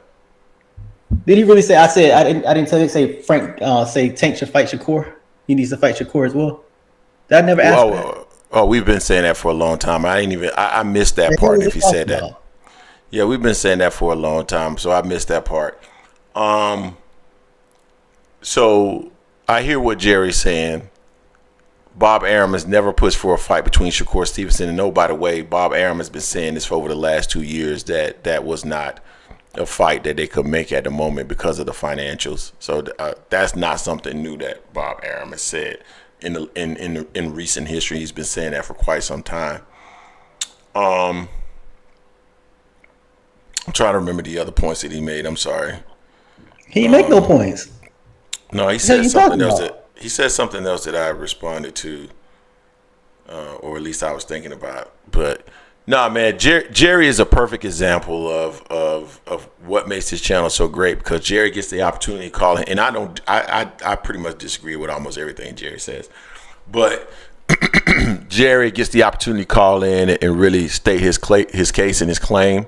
And so I'm appreciative of Jerry. People think I don't like Jerry. I actually like Jerry. Jerry's a part of Discord as well. So I'm appreciative of his contribution to the channel. I think everything that he said on the call was probably wrong, though. It was definitely wrong. It was definitely wrong. One problem, it was definitely wrong. Kizamini, what's going on with you, fam? All right, phone lines are back open. What else do we want to talk about? I don't understand why he's hating on a black man. Hating on a black man, Tanky Tank and Uncle Al. Yeah, Jerry has been. That's an argument that he's made in the past about Terrence Crawford in regards to hating on the black man. Yet Al Heyman is also black, from what I remember, and everybody over there associated with PBC are black, and most of those fighters are black. Yet he makes the argument about Terrence Crawford being. I mean, it's a convoluted argument that he makes. It never really quite makes sense to me, but. It is what it is. He said something about financials making sense. So I gave him a number, right? But this is what's interesting about Jerry. Jerry asked a question, and I'm pretty sure Jerry knows that you can't really answer the question because based off of the question, there's not enough of the variables in the question in order for me to actually answer it. And so if I do answer the question, I give a number, then what'll end up happening is 2-3 months later, he'll come back and reference that number, forgetting the fact, maybe purposely, that the variables included in the information or the question that he asked me was not the same variables that exists as of that date, and the reason why there's a delineation or a difference between the numbers. So I gave him a number in order to cover in order to cover 200 million in salary. You need to do 2.2 million buys just to cover Tank. Now to actually like make a profit and everything like that, you're probably gonna have to do 2 to 3 times that for 200 million. 200 million, like if you charge an $89 average per pay-per-view, that's about 2.3 million pay-per-view buys. It depends on what you paying the opponent. Are you paying the opponent $10 million? Are you paying them 5? You paying them 8? I don't know what you're paying them. So all of that takes into consideration. That's the reason why I really want to get Steven Espinoza on here so he can explain these things in detail so people can hear it directly from the horse's mouth and not get it from me, who's not necessarily in the sport. I'm making educated guesses, well-educated guesses, but nonetheless educated guesses into, how all this stuff works. All right. Yeah. But you gotta have the right dance partner to really have a mega fight. You gotta have the right dance partner for that. That's the thing. The other part, the dance partner has to bring something to the table as well. Shakur ain't doing that right now. Yeah, he's not doing that right now. Corey Williams said, "I like Jerry, but someone should tell him that the character only works when he speaks facts," and that's spot on. And Greg rescued Jerry. He was not cooking at all. Recipes should be thrown out. Jerry, a lot of times Jerry's not cooking. He's talking, but he's not necessarily cooking. But that's my guy. Sometimes he makes sense, sometimes he doesn't make sense. But that's still my dude. All right, man. Let's talk about this whole. Oh yeah. Must be caller. Let them know who you are. Yo, this is Chief from New Jersey. What's up? What's going on with you, fam? What's going on, Greg? What's up? What's happening? What's up, people? Chilling. I knew you had to call in after you heard Jerry. Yeah, because he called me out, of course. And listen, if a person this is the thing, if a person makes a point, and I'm not gonna sit here like him and just lie and tap if it's a point that the person made, a winning point. What am I supposed to lie and say, oh yeah, just deny everything like he does? No, yeah. I don't deny it. If it's a fact, it's a fact.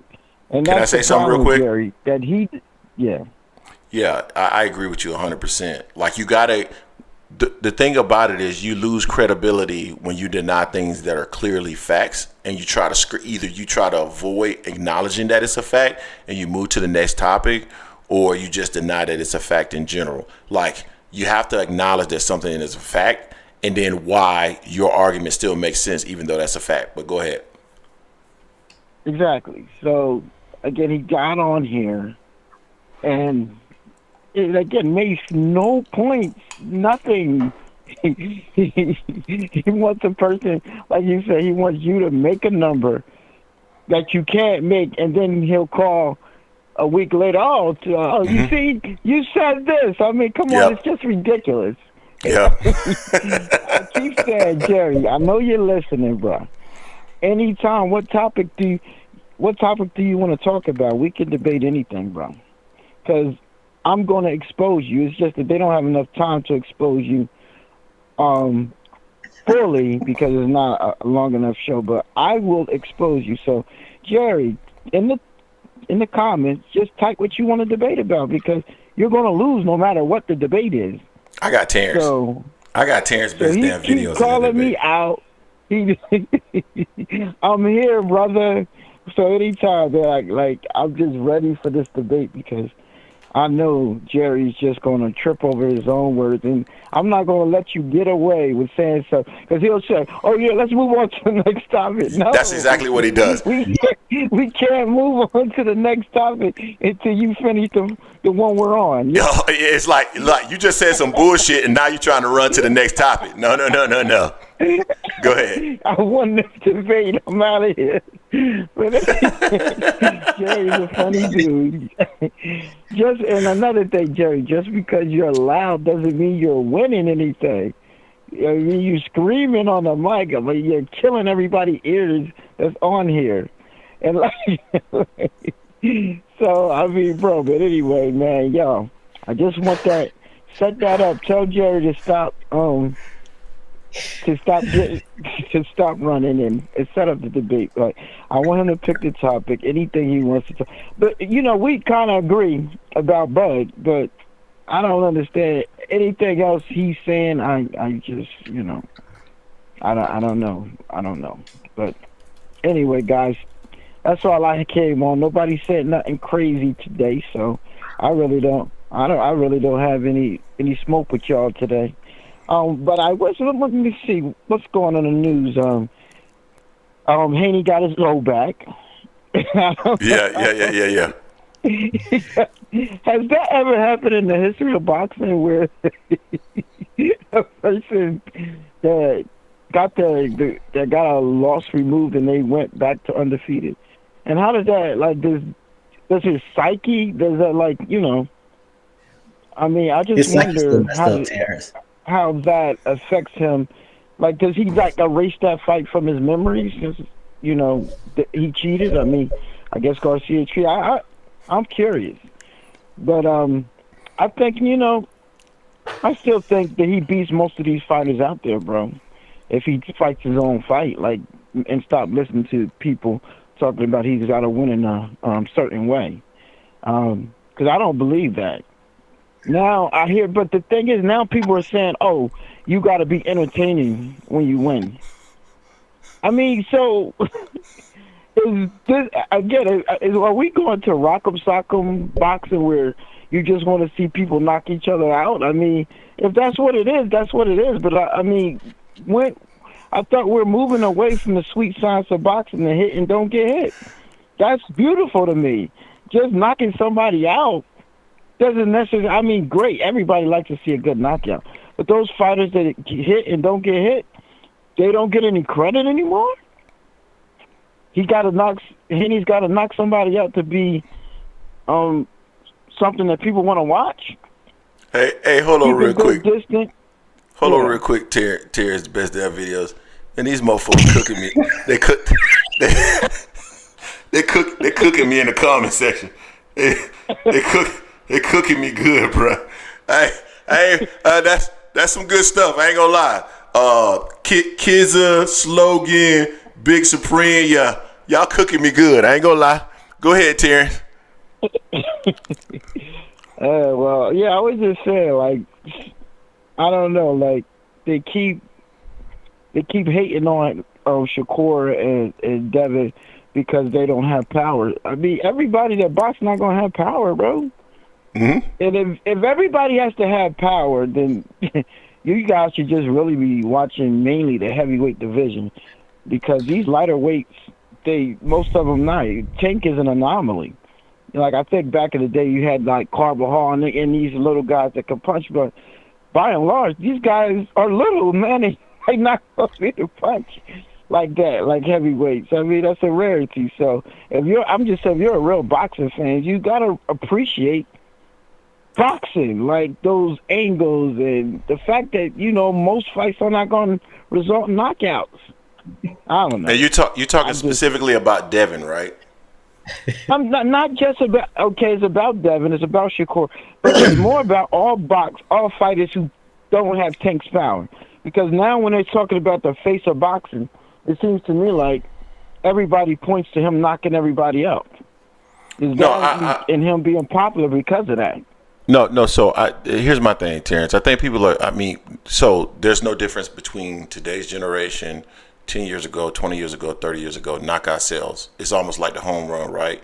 Like knockouts are sexy. That's for everybody, right? That's why Mike was so dynamic, right? Mm-hmm. So Tank is going to get that level of respect just because of that knockout power. I don't believe people discredit somebody like Devin Haney, Devin Haney or Shakur Stevenson because they don't have knockout power or anything of that nature. I think number one, when you think about Devin Haney, I think Devin is clearly deficient in a lot of areas, and then people on YouTube have been trying to sell us on him as though he's some kind of legit, really elite fighter, and that's not the case, right? I think Devin has so many holes. I'm gonna push back there. So when you say, go ahead. No, let me just finish this point, and then with Shakur, I think Shakur has been legitimate the entire time. I just think when he got into the ring with Ghost and he became a track star, then you start comparing him to other people like Gervonta Davis and what he's going to do in that fight. So, those are the things. But now, go ahead and push back. I was push back on both of those things you said. Yeah. First of all, I think Devin is a great fighter. I mean, why? One of the best jabs in the business.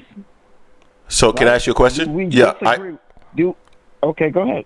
I agree with your statement. One of the best jabs in the business against fighters that are smaller than him. What happens when he fights fighters that are the same size? That's my point.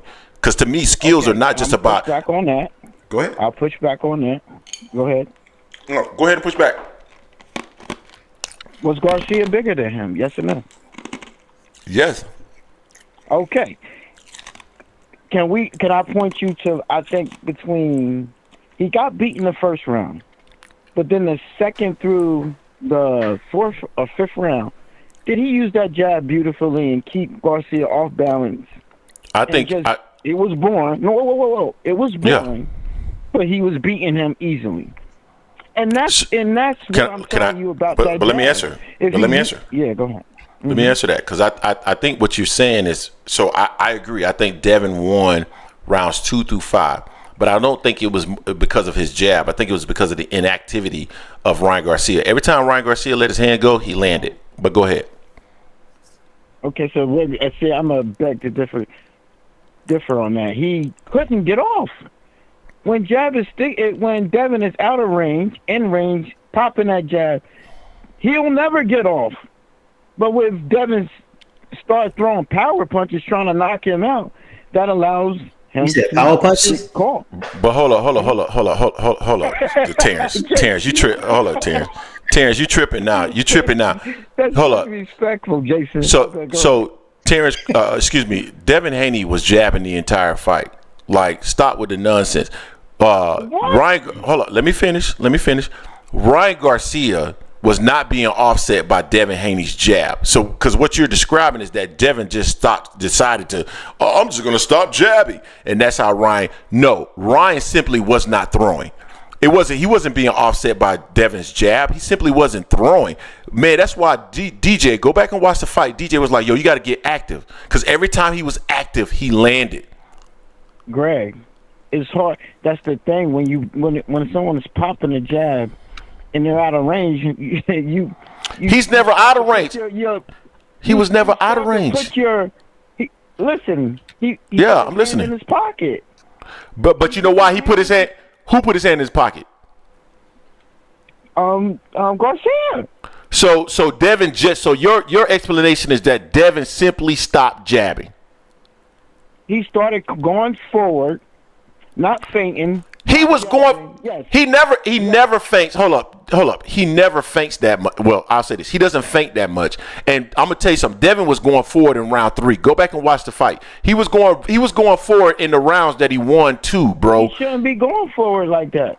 But hold on. But hold on. But your argument was that he should simply stop the jab. Why was he winning when he was simply going forward?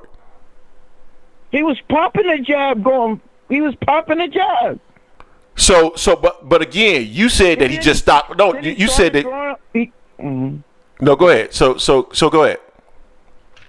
So listen, bro. Like I said, I'm gonna reiterate this. In those rounds that he was winning, clearly winning, you can't say Garcia was tired. It was early in the fight. He's not tired. Why is he not throwing punches? You're saying because he just didn't want to throw punches. No. He couldn't throw punches because he was being offset by the jab and the feint. And staying out and Devin staying out of range. In and out. Bing, bing, out of range. Bing, bing, out. This is why Garcia's a C-level fighter. Everybody agreed with that because if you can control him with a jab. No, bro. I'm sorry, but I looked at that fight and I was actually giving commentary in our Discord during that fight, and I was saying all Ryan has to do is let go of his hands. That's all he has to do. Because soon as he started let go in his hands, hold up, let me finish. When Ryan let go of his hand, Devin doesn't punch because Devin can't punch. You want to know why Devin can't punch? Because Devin cannot go from defense to offense. Devin doesn't like slip and counter and throw offensive punches out of defensive postures. So every time you throw a punch at Devin balls up. The problem is that he wasn't in a situation where he could just simply jab from a distance and not be in range to get countered. With Ryan Garcia, he was always in range to get countered. That was part of the problem. And then with the counters, that's the reason why I was saying all Ryan has to do is just punch, because Ryan was always in range to punch. Devin can't hurt him. Ryan was always in range to punch. So if he just punch, Devin goes into a ball and doesn't do shit. Go look back at all the fight. Go look back at the back half of the fight. Ryan lets his hands go. Devin balls up and can't do anything. That's always been Devin Haney, dog. Floyd is different. Floyd takes a defensive posture, and when you miss, Floyd makes your ass pay. That's not Devin Haney, dog. Well, how many Floyds are out there that does that, bro? There's a lot of fighters that make you. There's a lot of. Well, y'all used to compare him. Everybody was comparing him to Floyd. Hold on, everybody was comparing him to Floyd. His fans were comparing him to Floyd. But but being Floyd Mayweather. Hold on. You don't have to be Floyd Mayweather to be able to go from defense to offense. Tank does it. Tank slips shots and then throws punches. You don't have to be Floyd Mayweather to go from defense to offense. He just doesn't do it. Devin doesn't punch when somebody's punching at him. Period. Okay. So again, Devin can still win that fight by using a jab, because you can stop an attack with a jab. No, he can't. That's not true. No, he can't. You can stop an attack. Hey, let me ask you guys. Let me ask you guys something. I want to make sure. But let me ask the chat something real quick while we're in here, because I can't pull this up real quick. But if I'm not mistaken, and I might be wrong, but wasn't when Devin got hurt in the first round, wasn't Devin jabbing and Ryan just kind of moved his head to the left and threw a left hook and countered him? Wasn't that what happened? But he was jabbing. Power punch. So Ryan. So I'm talking about Devin. Devin was not jabbing when he got caught. Look at the first round. When he got caught, that wasn't a jab. Okay, let me just. You know what? You might be right. You might be right. I don't remember. Let me see if I can find it. Yeah, go ahead and find it. That's the problem. Devin just has to jab, feint, and he's going to. And Garcia's going to reveal his punch, bing, bing, and then get out. That's it. Let me see. I'm looking it up right now. Devin could have won it. I'm looking it up right now. Devin could win that fight. Would have won that. I'm looking it up right now. Let me give me a second. Go look it up. The intro. They doing all the intro stuff. Let me see right quick. Oh, he already hurt. Let me see right here. Okay, round one. He already hurt. Ryan beating him up.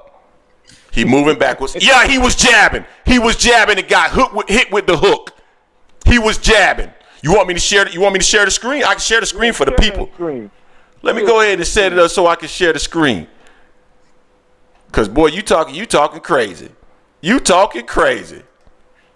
This joker talking crazy, man. What happens to the other rounds though, Terrence? Hold on. I'm about to share the screen. Sorry, y'all, about to see our Discord record and how we do this. So you should be able to see our screen right now. So let's look. So this is the fight starting off. I don't want to share too much. Round one. Devin already looking like a buster. And tries to jab. Oh, countered. Everybody just saw it. So stop it. Did y'all just see that? Or you won't be able to see it. Stinky leg.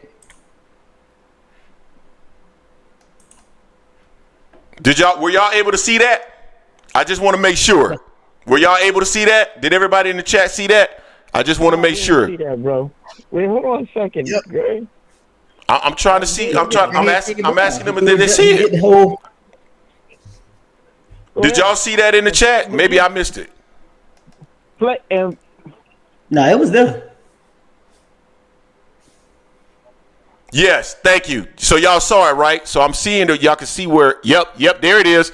There it is. Play. Okay, I see it in the replay right here. Okay, Devin looking like a buster. Okay, round one. Okay, I'm looking at the replay. Okay, jab, hook. Oh, rocked him. Okay, yep. I see it in the replay. I just did the playback. Yep. Everybody saw it. Yep, you were wrong again. Dog, listen to me, bro. Hold on. Listen to me, bro. Terrence, listen to me, bro. He is not effective when people can hit him from range 2. His jab is not effective. His jab is great when he's so much bigger and people can't get up on him. But when they can hit him from range 2, he is not effective. Okay, so Greg, play the second round when he was for what? No, I'm not playing that. No, we can't play the whole fight now. You gonna try? No, you're trying to get us demonetized. Nope. We're not doing it. Cannot do. You're not gonna get us demonetized. So you don't want to show when he was effective with the jab, right? You don't No. That part right there, I've already told you. Brian just wasn't throwing. Oh my God. Yeah, but Greg, Terrence, what happened to the other rounds though? You talking about rounds 2 through 4? What happens through rounds 5 through 12 and round 1? What happened no rounds? Because I keep telling you, Jason, if you look at those rounds, he was very aggressive. Why you make Ryan be first? You jab, make Ryan and counter Ryan. Ryan gonna beat that boy up, man. They get a rematch. I hope they get a rematch. Oh, I hope they get a rematch. I hope they get a rematch and watch Devin beat him easy. I got money on it. What, Devin's gonna keep his right hand up? Yeah. That was his issue. He kept that right hand. That right hand was down every time. And Devin already knew this. Devin talked about the game plan that Ryan was gonna implement before. I agree with you that he should have kept his right hand up, and he'll make some adjustments with that. And but he's hold on. I'm about to. So they don't have the 7th round. I'm about to show the 7th round right here. Okay, let's look at the 7th. Oh, hit him with a hook again. Oh, he's down. Face down, ass up. That's the way we like the. Hey, come. Okay, I'm asking you, but what happened if you're saying the jab wasn't effective? You're saying, well, why wasn't he punching then? He went to the grocery shop. Greg, why wasn't he punching then? Why wasn't I just don't understand. You stuck on the jab, right? But that was you talking about 3 rounds of a 12-round fight. Yeah. But so 3 rounds of a 12-round fight. He won those 3 rounds. He lost the fight though. He did, Jason. But what I'm saying is, he could have done that and won the fight 9-3, 10-2. Why did he? Because he wanted to knock him out. Y'all did. He did knock him out, man. Wait, he did rock Ryan. Do y'all agree with that? When he caught Ryan, yeah. He caught Ryan. He didn't rock him. He wasn't hurt. He didn't rock. He didn't hurt Ryan. No, Ryan was like, man, bring it on. I'm just saying that was the problem, that he was attacking Ryan, trying to knock him out. Why? I have no idea. But that's not his fight. He fought the wrong fight, is what I'm So saying. the fight you saying he should have fought is the fight that that Shakur Stevenson fought against Ghost. I'm a track star. He should have ran around the ring. Shit, well, you gonna call him a track star, but I guarantee you don't have a fighter out there that can beat him, including Tank. Who can beat Shakur? We'll So see. what, y'all gonna complain that he didn't engage and he's supposed to stay in the pocket and fight Tank? So y'all going? Who? I mean, of course he's not Shakur. He's not gonna do that. Shakur's not going to win a fight running backwards like he did against Ghost against Tank. They're not going to give him that. Okay, so if he land more punches, and I'm going to keep asking Tank fans or Tank people, if he lands more punches doing that, then Tank, you're saying he loses the fight. He's so you not want going him to to. get robbed. They're not going to give him a fight. They're not going to give him a fight running backwards against a star. Okay, so you guys are saying he's going to get robbed. Okay, I got you. Yeah, I'm not saying anything about getting robbed. Go ahead and rob him. That's the only way Tank wins the fight. You gotta get to the judges. Dog. The type of fight that he fought where he was running backwards like that, he wasn't really landing a ton of shots like that to begin with. Well, he's gonna be landing it on Tank. I guarantee you, he's going to be landing punches doing that on Tank. And he's going to land a lot more than Tank, and Tank's not going to be able to walk him down and knock him out because he's dealing with an elite fighter, not a Frank Martin. No disrespect to Frank. Frank is a good fighter, but Shakur is elite, and that's the difference. Okay. He will. So I think Shakur. What did you say, Jason? Can Tank hurt Shakur? Shit, Tank can hurt a heavyweight, bro. Listen, so I like Shakur. I'm waiting for Jason. I want to know where Jason going with this. Tank can hurt a heavyweight. Yes, and I know where Jason's going. Shakur's a really. I want to know where Jason's going with it. Go ahead, Jason. Where you going with it? So Shakur was hurt by Oscar Valdez, right? He admitted he said that was the hardest he's ever been hit, and he was hurt. Okay, he said. You try to tell me. You try to tell me Tank does that. Well, say that again, Jason. So you try to tell me Tank won't be able to do that to him? He won't be able to hurt him like Valdez hurt him, and actually hurt him. He could, but I don't think he's going to land that many punches. Yo, the odds of him hurting him, he might hurt Shakur, but Shakur ain't gonna. He's not gonna stop Shakur. This is where I have a problem with. This is where I have a problem with what you're saying, because Shakur, the way that Shakur avoids getting hurt against guys that can actually power punch, Shakur moves backwards. So he's not landing. It's not like he's staying on the inside and showing amazing defense and then countering. Because that's what I hear you saying. Like, when I think about what you're saying, that's what I think about. Like, I can stay inside and then just throw punches and get stuff off and basically avoid punches while I'm still, to some extent, staying inside while also moving.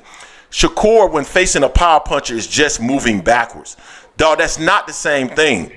And I'm saying that he's going to have to – I'm not saying that Shakur can't win. I'm not saying that at all.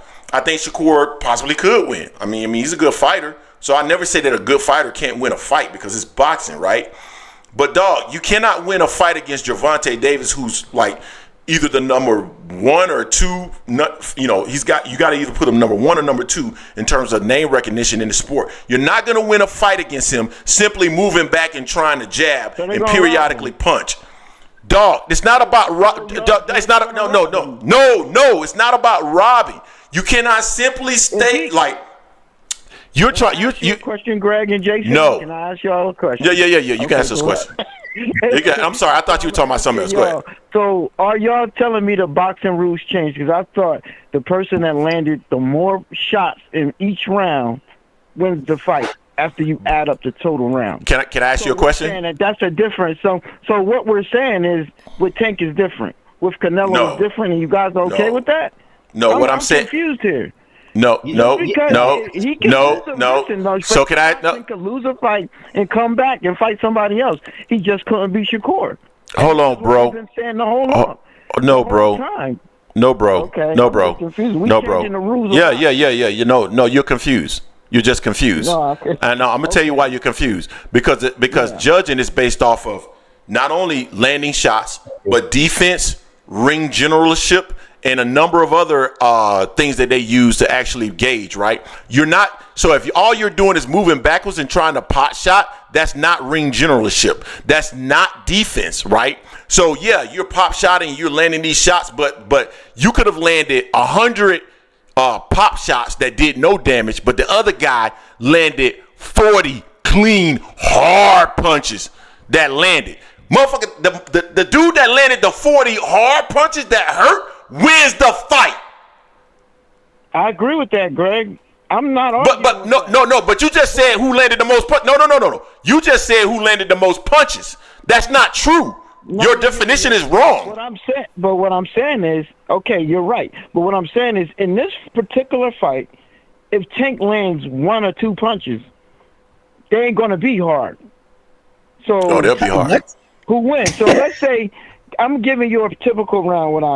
What I see here, I see in a typical round, Shakur keeping him on the outside. He lands like 7 or 8 jabs, maybe 1 or 2 power punches, and maybe Tank lands a body shot. You can't win a fight like that against. Yeah, you can't. Who No, wins you can't the win. round?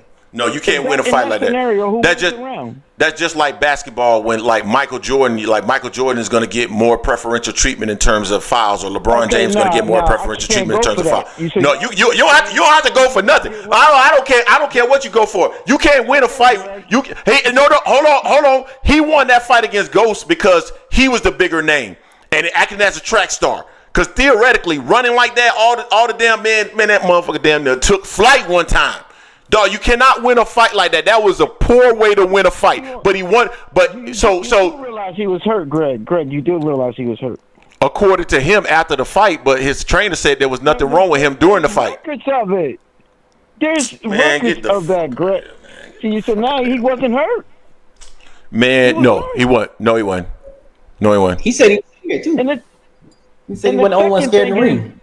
He said, I wasn't the only motherfucker scared. He said, I wasn't the other. You want me to pull it up? Because I can pull it up. I'll pull it up and play it right now. I wasn't the only motherfucker scared. That would. Matter of fact, no, I'm going to do it. Let me pull it up right now. Because I actually got it on one of our shorts. Nah, you just fucked up.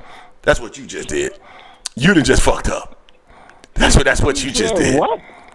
Hold on, let me find it. Let me find it. This is why I don't even know what you're talking about, Greg. This is why I like to do shorts, because it gives me a record of what people have said about stuff, and they run off and talk about some other craziness that doesn't even exist. Let me find it. Go ahead and keep talking to him, Jay. Let me find it, and Jay, it's a difference between De Los Santos and Tank. You're right. You don't know that. You don't know that though, Terrence. You making it seem like of course just gonna be able to just pop shot Tank the whole fight. That's not gonna happen like that. Jason, he is, and your Tank fans gonna be upset about it because he's pop shotting and moving. He don't care about what y'all saying. So you're saying Tank is the same level as the other fighters that Shakur has fought, basically what you're saying. That's what you're saying. Huh? Say it again? You say Tank is on the same level as the De Los Santos, Oscar Valdez, Conceição, all of them. That's what you're saying? Is Tank on the same level as them? Yeah. Is that no? I'm confused. I'm not hearing what you're saying, Jason. I'm sorry. So I'm asking you, what grade what level do you have Tank on? Because you make it seem like this is just going to be another day walking apart for Shakur fighting Tank, like he's fought other fighters. I mean, shit. I think Tank's one of the best fighters. Hold on, real quick. Can I bring this video up real quick?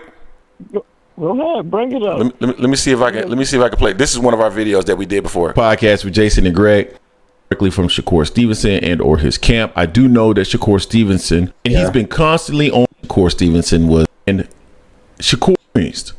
Usually when it's not true. Hold up, I'm trying to find it. Heard some of this audio. So Jay, I'm gonna actually play a short that we did. I did it last night because I just put it in short form because I didn't really think it was worth doing an entire video on because it was so obvious that Shakur Stevenson is capping. So Jay, let me just play this really quickly for the people so they can hear this audio from Shakur Stevenson as well as the ESPN announcer team. I mean, this is absurd. Walling Moses, and I asked him about Shakur's left hand if it was okay, and he says yes, it's okay. I actually want him to throw it more, so the offense is coming. Yeah, we'll see. But the problem is, if he throws it, you're exposed. You know, if you miss, you get yourself out of position when you shoot the right cross or the left hand, the backhand. Because again, he doesn't feel safe throwing that backhand because. Stop going straight back, okay? All right, now start throwing some combinations and throw some of them straight left hands under and out. All right, trust you gotta trust it. Y'all act like I was being scary. He was being scary than the motherfucker too. Y'all act like I was being scary. He was being scary than the motherfucker too. Ooh, I done killed Terrence on this mug again. Oh, Terrence done got killed again. Yeah, any retort? Well, Greg, first of all, I never said he didn't say it because this is the first time I'm hearing it. Okay, we know that he says scary, but we know that means not taking risks. What does that mean?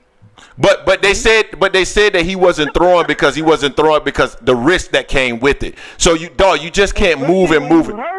You can't. No, he's not hurt. He's not hurt. They said he wasn't throwing it. They said he wasn't throwing it because of the whole situation, because of what was coming back. His trainer in between the rounds said that there was nothing wrong with him.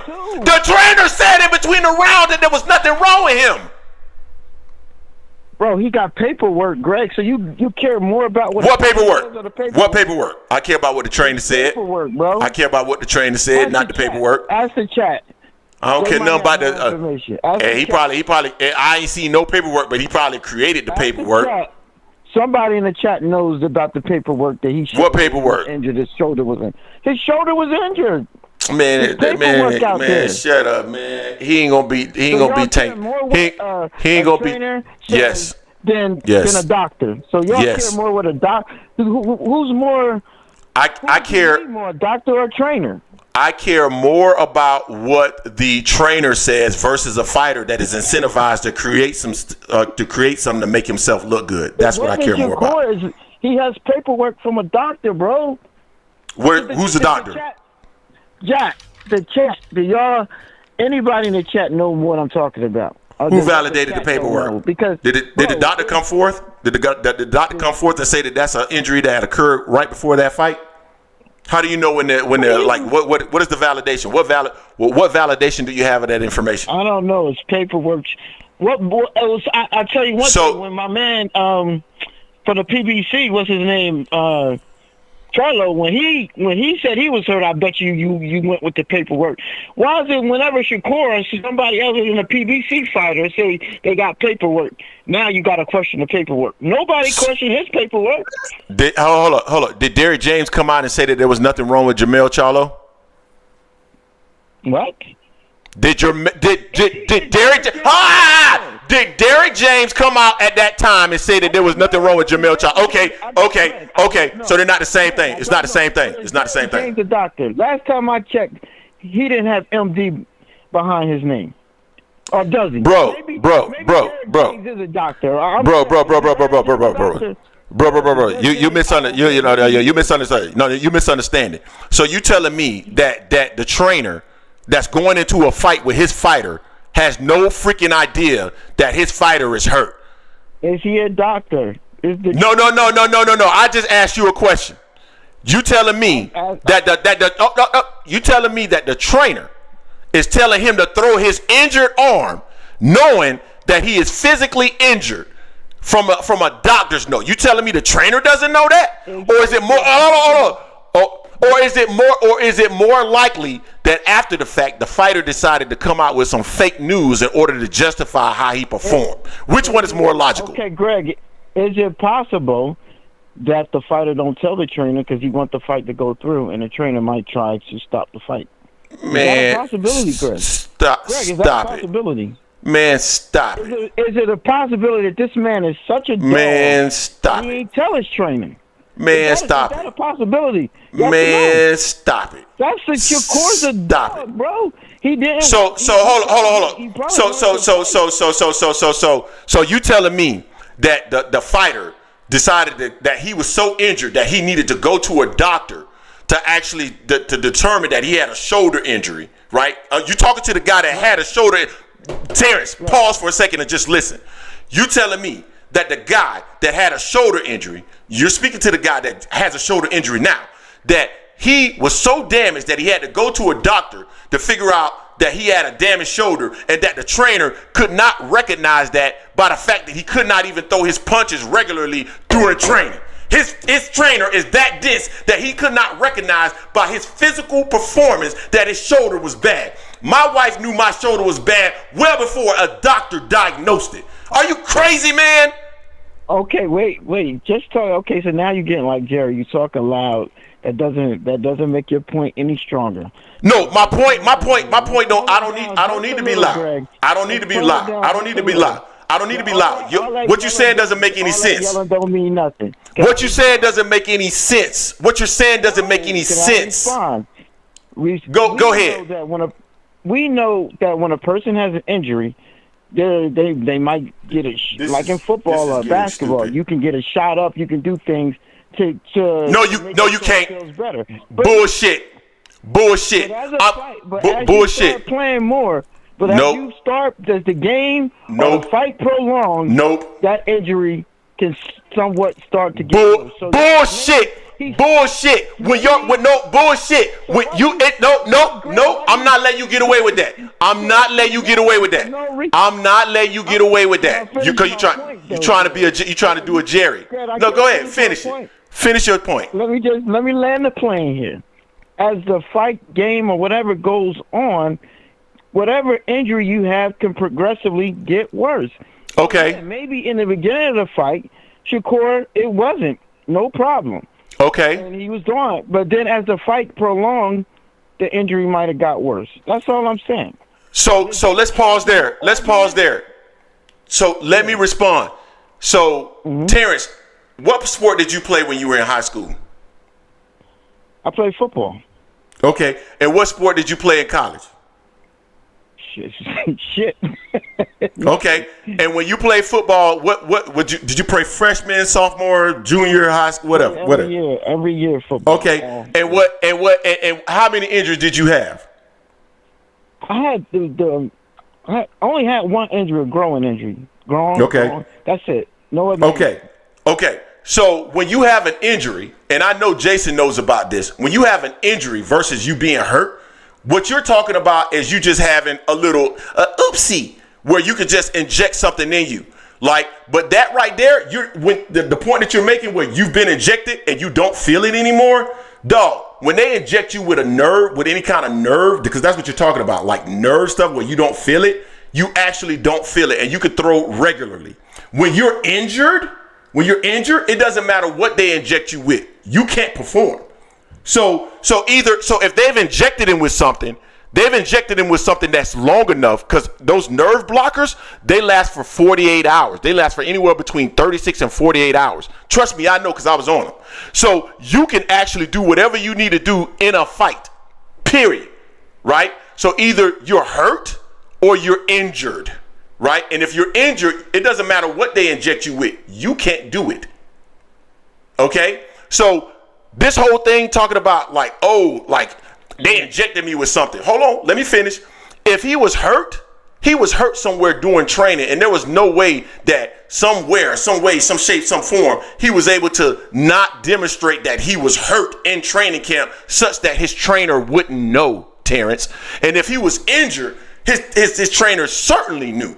So miss me with that. Your trainer is there with you Terrence.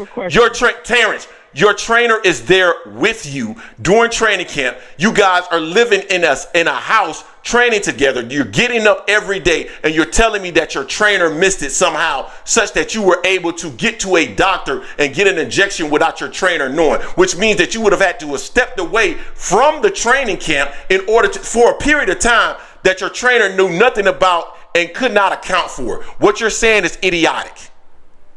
Okay, so two things, and you made 2 points. Again, the man said has a doctor. You know, a real doctor, the ones that they have actually a license. They go through 7 to 10 years of medical school. He has one of them that says he has an injury. So, and there's paperwork to back it up. I'm gonna find that paperwork and let you know where the paperwork, because the person that said it, I know they're not going to agree that he has paperwork unless they investigate it. So I know it's true about the paperwork. As far as what paperwork? Where's the paperwork? Where's the paperwork? As far as what his training. Oh, and then the second thing I want to know is, Greg, what's your medical license number? You just made. What's yours? What's yours? You know for a certainty that his injury, that he has an injury, that there's no way that it could have got worse as no, I didn't. I didn't say that. False. I didn't say that. I didn't say that. I didn't say that. I didn't say that. Is it out of Never made that statement. Never made that statement. Never made that statement. I never made that statement. I never made the statement that an injury. I never made a statement that an injury got worse, or I never made a statement that his injury got worse or not worse. I never made that statement during this call, ever. At one point, did I make that statement that his injury got worse or did not get worse? You said it. You said if it's an injury, right? Yes. There is no way it got worse during the fight. That's what you just said, doctor. When did I say that? Possible injury. When did I say that? I did not say that. I did not say that. Yes. Well, what did you say? I'm gonna let you repeat. Maybe I got it wrong. I just talked about his trainer and the fact that his trainer would have known that he got injured during training camp. What are you talking about? Made 2 points. What was the other point? Greg, that was your 1 point where you said Jesus Christ. That the trainer don't know. I'm gonna say that you don't know if his trainer knew or not. That's all we can say about that. Your second point was you did comment about the injury and whether or not it could have got worse. You said no. I'm saying so. Was I saying no that didn't happen? Because I probably was saying that didn't happen, but I didn't say that couldn't happen. Because anybody can get worse during a fight if they're injured going into the fight. That's common sense. So what are you talking about? That's the only thing. And Greg, that's all. I'm saying that didn't happen. It never. Did you hear me state that it's impossible for someone to get their injury to get worse during a fight or any kind of competitive competition? Did you hear me say that? Did you hear me say that? Did that come out of my mouth? I'm challenging that happened. I didn't challenge that was possible or not. Two different things. Okay, well, we don't know if it happened, but we do know that he has paper. I know that he has paperwork saying he was injured. And your only argument then is that his trainer should know. Well, his trainer didn't. No, my only. Terrence, hold on. He thought it was. Terrence, hold on. So you telling me that he got hurt during training camp where the trainers and all those guys are under. Let me finish. Terrence. Yeah. He went into the fight hurt according to you. So obviously he got hurt prior to the fight, which would have been during the training camp, Terrence. What if it happened before the training camp? How you know? Then he should have posted. Then injury happened. So he got hurt before the training camp, and so 10, 12 weeks. What does it matter? What does it matter? At some point. All we can say is he was hurt before the fight. Man, dog, you sound like them women that say that they living with somebody and their kids and didn't know that their kids were capable of going to kill somebody. Man, shut the F up, man. Stop, dog. Stop. When you are in a training, you are in a 10 to 12 week training camp with a fighter. Okay. You guys are around each other every single day. Terrence, you telling me that you're not noticing that? So you know what type of training camp he had in those 10 to 12 weeks, Greg? You were there. Speaking typically what happens in the training camp? I'm done. Because I know for sure Errol Spence said that he had training camps where he was close to his house and his kids. So I'm confused. How do you were in the training camp with Shakur? Okay. Because we don't know. I don't know what his training camp was. You're making an argument that we don't know. You're talking about what typically happens, but we don't know what happened in that training camp. You are talking a lot and not listening a lot. Dude, Okay. how many times? So you go and you playing basketball and you hurt your ankle. It's not injured, but it's hurt. You telling me that your coach can't tell that you're not moving the same way you normally move? You making a stupid argument, dog. You telling me that everybody in that camp was oblivious to what was known about Shakur Stevenson being hurt. Dog, your movements are different. Your abilities are different. You're not throwing as fast. You're not moving as fast. There's the mental issue that you have. If he has the mental issue in the training camp or in the fight, in terms of somebody throwing punches at him and moving backwards, that same thing will show up in sparring. All these things. Use your damn logic, Terrence. Use your logic. The fact that use your logic. I'm gonna ask you this, Greg. Then, if there's a report showing, like I believe there is, showing that he was injured before the fight, then what's your argument then? Are you arguing? You can then only make two arguments. Show me where's the report? Where's the report, Terrence? Because I've never heard of it. Asking you. Where's the report? I'm asking you if this report exists. If it exists and it's true, then what is your counter argument at that point? Are you saying that the trainer was oblivious, or he knew and was just lying? Because then that's the only two things that you can say at that point. Woulda, coulda, shoulda. Argument based on someone that I trust, his sources, and who do you trust? Who do you trust? Was hurt.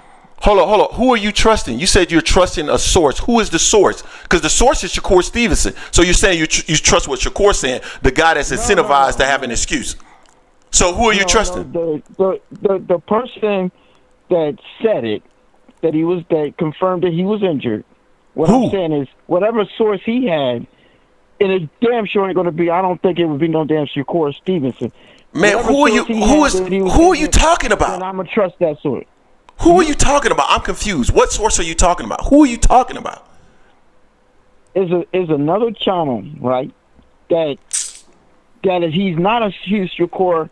Oh, okay. Okay. Yeah, he's not a Shakur supporter, and he said that he verified he was injured before the fight. So if I'm gonna go and I'm gonna assume that that's the truth.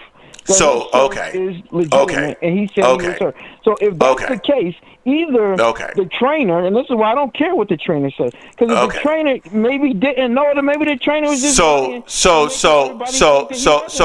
let me ask you a question. I got to move on after this, but let me ask you a question. So let me ask you a question. I got to move on after this. So you telling me you trust a YouTube content creator that his source is valid, more valid than the actual trainer that's in the camp with the fighter? That's what you're telling me. Yes. Okay. Yes. All right, Terrence. Thank you. You just killed yourself. How do I kill myself? Shakur said he was injured. Okay. Shakur said he was injured, bro. All righty then. Okay. You just killed yourself. That you believe the content creator over the trainer that's actually in the camp with Shakur, and Shakur saying that he's hurt. He is incentivized to say that because he looked so poorly and was getting cooked on Twitter. He is incentivized to say he was hurt and come up with any excuse to say that he was. Greg, what's the paperwork? I've never seen this paperwork. When I verify this paperwork, are you going to admit you were wrong? How are you going to validate that? Are you going to bring the doctor on too? Please bring the doctor on. Please bring the doctor on as well. That actually stated that he was hurt. Now I got to bring the doctor on. Why did you question that when your boy Charlo was hurt? Did he have to bring the doctor on? Why you keep talking about Charlo? Because when he was injured and ducking my man Zoom, I don't recall you saying that you wanted to see a doctor and paperwork, bro. I would have said the exact. Okay, so let me clarify this, and then we're gonna move on. I would have said the exact same thing as Derek James came on and said that Charlo is not hurt. Okay, done. I don't know why I got to say the same thing over and over again because I just already said that. So you have conflicting reports within a specific group of people, and Charlo is not incentivized by saying that he's hurt because he had a poor performance. Like, what are you talking about? Okay. I'm gonna say this, and I'm gonna respond, and then we can move. You can move on. All I'm gonna say is I didn't know Derek James was a damn doctor, and I didn't know that Shakur Stevenson trained as a doctor. I didn't know they had medical degrees. I didn't know that. Damn, I just learned something new. Shit, they medical That don't doctors make too. any. That don't make any someone's sense. injured or not. Okay, That don't I make got any you. sense. That don't I make got any you, sense. Greg. That don't make any sense. I just found out. Thanks for telling. That's another poor thanks for argument. explaining that to me. That's another poor argument. All right, man. I appreciate you, fam, dog. All right, Jason. All right, later. All right, later. That's another poor argument. No one is arguing that they're physicians. What we're saying is that they would have known based off of movements. Like when you get hurt, Jason, am I lying, Jason? When you get hurt, people know that you hurt. It's not you round them every day. It's clear that you hurt. It's not that hard to decide. And I do want to comment on some Melvin the podcast saying something stupid in the comment section as well. He wasn't trying to hear any excuse when it came to EJ. Get him out of it. What is he talking about? He's talking about Terrence. He's talking about Terrence when trying to I thought he was talking about me. I'm like, that doesn't even make any sense. Sorry about that. I'm sorry, Melvin. I'm sorry, Melvin at the podcast. EJ. I'm sorry about that, Melvin at the podcast. My apologies. All I'm saying, Jason, is that Shakur Stevenson is incentivized to say that he was hurt because he had such a poor performance. Like, I've been in multiple situations. That's like I didn't know my husband was on crack cocaine. How the hell did you not know your husband is on crack cocaine and you sleep in the house with him every night? There's signs that he's on crack cocaine.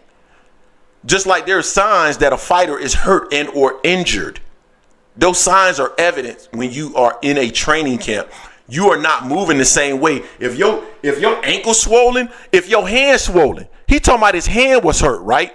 Because I just saw Toussaint in the comment section saying he showed a swollen hand.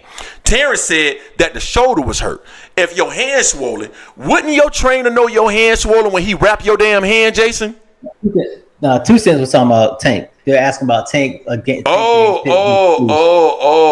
We talking about something different. Okay. So what was Shakur Stevenson saying was hurt on him? His shoulder or his hand? I thought his hand was hurt. I thought he said his hand was hurt too. You know, but Terrence was saying the shoulder. But Terrence said his shoulder. What he did in that fight was a stink. He stunk it up in that fight. Okay. Hold up. The comment section, the chatter saying that he said his hand was hurt. So how the hell his trainer doesn't know that his hand is swollen and or hurt?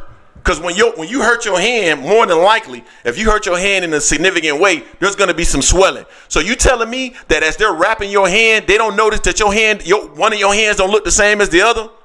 You really telling me that, Terrence? You telling me all his team missed that he was hurt? Hey, all things said head, shoulders, knees, toes, wipe it down. It's a stupid argument. New York Giants for life said, bro, this is Jerry part 2. I tried to calm my voice down since everybody was since he tried to bring that Jerry crap up. Oh, just because you loud don't mean you right. I'm passionate. Everybody knows I'm passionate. I calmed my voice down. The argument is stupid that no one in his training camp knew he was hurt. Oh, he just maybe he just went to the doctor. He just ran off to the doctor and got a shot. So they're training probably during the day, but maybe not. Maybe they train at night, whatever. But you telling me that he got hurt during sometime during training camp and nobody noticed it. He didn't throw a punch or hit the heavy bag and said, ouch, or threw a punch and as he was sparring and said, ouch, or was hitting the bag and said, ouch. None of that happened. So somehow he got injured at home with his wife or his girlfriend eating a bowl of cereal, hurt his hand. He went to the doctor and the doctor diagnosed that his hand was injured, and then he got a shot and then went back to training camp and nobody was the wiser. Like, does that logically really make sense, dog? Yeah, it just doesn't make sense to me. The thing about this, it doesn't matter. He tried to throw in Jamel Charlo. Jamel Charlo showed his hand in a cast and everything prior to that fight with him and Tim Tszyu. He wasn't ducking Tim Tszyu. I want to see that fight. I don't think he was ducking Tim Tszyu at all. You know, we ended up seeing later on when they were supposed to get back in negotiation, he ended up getting a big payday by fighting Canelo. Didn't like that fight neither. Didn't want that fight right now. That I think about it, it wasn't a good idea. But this with Shakur just hasn't looked better on July 6th. Shakur can't be out here saying that screw the fans, he's gonna do what he wants to do in that ring, whether it's running, bicycling, whatever you want to do. De Los Santos didn't press the issue because he didn't recognize that Shakur wasn't throwing that left hand for whatever reason. But Shakur has looked better on July 6th. We got one more call. We're gonna take this one, then we're done. 310, you in the building with the Angry Man Podcast. What's going on with you, fam? Hey, what's up, Jason and Greg? How you guys doing today, man? Hey, man, how are you, sir? What's happening? Doing great, gentlemen. Doing great. You know how it is. A couple questions, a little bit on a different subject. So, did Virgil Ortiz, did he get himself a new dance partner yet, or what? I think Oscar is saying that big news is coming relative to Virgil Ortiz, but I haven't heard who the actual fight is going to be. Yeah, he says supposedly tomorrow he'll make an announcement, but we talking about Oscar De La Hoya, so you never know. Yeah. So, is there any names out there that you think might be thrown in the mix, or what? Or you really don't have any idea right now? Or I have no idea, honestly. I got nothing, Adrian, right now.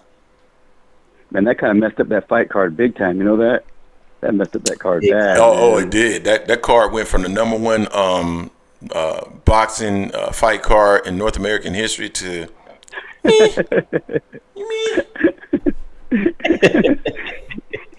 Yeah, it did, man. It's straight up like that. Oh yeah, you know what? On another subject, okay, about the I didn't talk to you guys in a while, but on the Benavidez fight, you know, one thing that I didn't like about what Benavidez did after the fight is that he started giving excuses about his hand was hurt and this and that. You know, I mean, I'm old school, man. I mean, Tommy Hitman Hearns, when he fought Marvin Hagler, he broke his hand. I believe he broke his hand in the first round, and he never told nobody about it. Nobody knew crap about that until maybe 25, 30 years later or something, man. About 20 years later. So, I mean, back in those days, man, I mean, Hitman Hearns, he gave no excuses, man. Hagler won, best fight ever, I think. But when Benavidez went out there and right away he's giving excuses about, oh, I injured my hand and all that, I don't want to hear all that. I really don't want to hear all that. And I think it would have been better if he didn't say any excuses, because then maybe Canelo would be like, you know what, man, this guy's beatable, man. I can probably beat him. You know, I can maybe do something with him. But Canelo ain't fighting Adrian no matter what. You know what, man? You know, you're probably right, but I can dream a little bit. But I mean,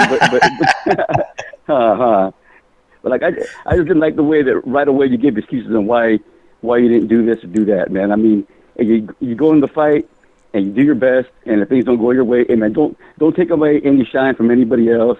You know, I just don't like that crap. I mean, like I say, old school Hitman, guys like that, they didn't give no excuses. Marvin Hagler, he gave no excuses. Guys like that didn't do that, and these new guys are coming up with some kind of bad habits, whatever. All right. One more thing. So Boots Anderson's in a fight against Ivan Stevenson or whatever, Avanesian, right? Yeah. So is that going to be some kind of like marker to see, you know, how he looks compared to Bud? Because is he going to try to get him out of? Is he going to try to get rid of him quicker than Bud did, or what? What's the whole angle on that thing right there? Coming from Eddie Hearn and all that. That's my thought. I think this is a litmus test for Jaron Ennis, a recent opponent of Terrence Crawford. It makes the argument that if he can like destroy this dude in faster time than Terrence Crawford, then yeah, it makes the argument that, you know, he's on their level. The only concern I have is that he's fighting in Philadelphia, right? Because there might be some added pressure because of that. But outside of that, you know, we got to see what he looks like, you know. But I think there's a possibility that he could do it faster than Terrence, and then he'll throw his name in that Terrence Crawford sweepstakes, if you will, if it is a sweepstakes. Yeah, because Boots can actually go up to 154, no problem. Boots is a pretty big guy, you know. Yeah. But I'm sure he wants to, but he wants to clear everything out on 147. But I wouldn't concentrate on that. I mean, it's up to him. That's his life. But, I mean, if a good fight presents itself at 154, I would take it if I was him, you know. But we'll see what happens with that right there. But I mean, but I don't see him. But like, oh yeah, there you go. But like, I don't see him fighting Virgil Ortiz anytime soon. Virgil Ortiz don't want none of that smoke. You don't want. I mean, I know how much you like Virgil, Greg, man. But Boots is a whole different monster, man. That fool hasn't lost a round yet as a pro. Hasn't lost a round yet that I'm aware of. So, I mean, Virgil don't want none of that. Virgil should avoid him for as long as possible. Oh, I think everybody should avoid him. I mean, as long as you want to keep your keep your jaw on straight, you better avoid him at all costs. But but I just want to leave you guys with that. Whatever. Just wanted to see if you guys knew anything about that Virgil Ortiz thing. But I guess, man, we'll just kind of just keep an eye on it and see who his next dance partner is going to be. Hey, man, but I really appreciate the time, gentlemen. Really do, man. Appreciate the time. Should I shout out to my pops in heaven? You just like I always do. Love you, Dad, and my son Jeremiah. Love you, son. Thank you, Jason and Greg. You guys have a real nice weekend, man. All right, you too, Adrian. Appreciate you, man. Later. All right, man. God bless, bro. All right, later. Peace. That was Adrian. So, Jay, I do want to take the time to recognize Barbara D, Captain DGAF. They gifted 5 memberships to the channel today. Just amazing, man. The support that we get from the people is inspiring. And Jay's been a member for 6 months, so, man, salute to him. And salute to everybody that contributed to the channel today. Boxing Source mentioned that Boychuk might be the opponent of Virgil Ortiz. Boxing Source, drop your link in the comment section. 2 cents, drop your link in the comment section. The Melvin Nair podcast, drop your link in the comment section. My apologies to Melvin Nair. I'm trying to go back and forth between what I'm hearing Terrence say and what I'm seeing. And it's like I'm not seeing every comment, so I'm just like, I don't get what they're saying. Like I'm not tracking with it.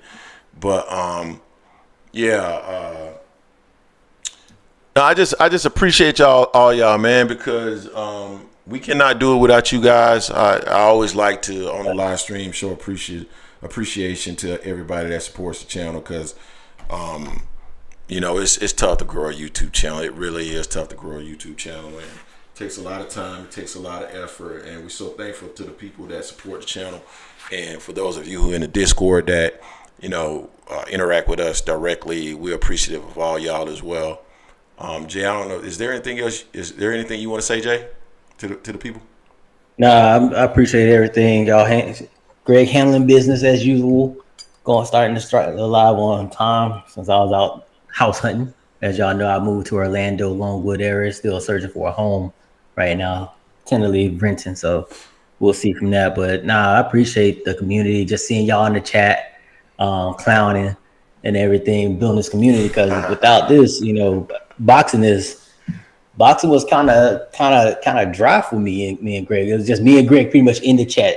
This was me and Greg basically almost every weekend doing boxing. Every day talking about this, so we brought it to the platform here. It's because of y'all we're at where we're at now. So I'm very appreciative to all y'all tuning in here, whether y'all like, share, agree, disagree. It's a community, and the boxing needs it. Just like good content creators like 2 Cents and the Boxing Source and others. Support them as well, because boxing needs us, surprisingly. Me and Greg didn't think we'd be here like this, but we're happy to be here, and we're gonna keep pushing and keep pushing. So Jason inadvertently gave me a compliment. He didn't even realize. He said, Greg handling business as usual. I appreciate the compliment, my brother. I am that dude that handles business. Like you said you were going to do, like you normally do. And I do my thing. I do my thing. And I appreciate you for recognizing how I do my thing. And, that's what you appreciate me, sure. Thank you. I appreciate that. Man. I mean, we had 16,100 and some change now. And boy, appreciative of every subscriber that we have and everybody that supports the channel, man. They were cooking me in the chat today. Slogan, Kizia, Big Supreme. Mark. Oh man, they were cooking me in the chat today. And the thing about it, man, is this. I love it, man, because that shows it's like y'all see us as one of y'all boys, man. And I cook my boys, and I feel very comfortable with y'all cooking me because I know who you guys are, and it was some of that stuff was hilarious, absolutely hilarious. So I was dying. Gene 2 Tech said you used to getting cooked, Greg. Jason 2. Yeah, okay. I'm used to getting cooked with the jokes, but certainly not with the debates, man. It is what it is, guys. I got to give me my props. But nah, on the real, keep your head up, Greg. We are all cycling off something.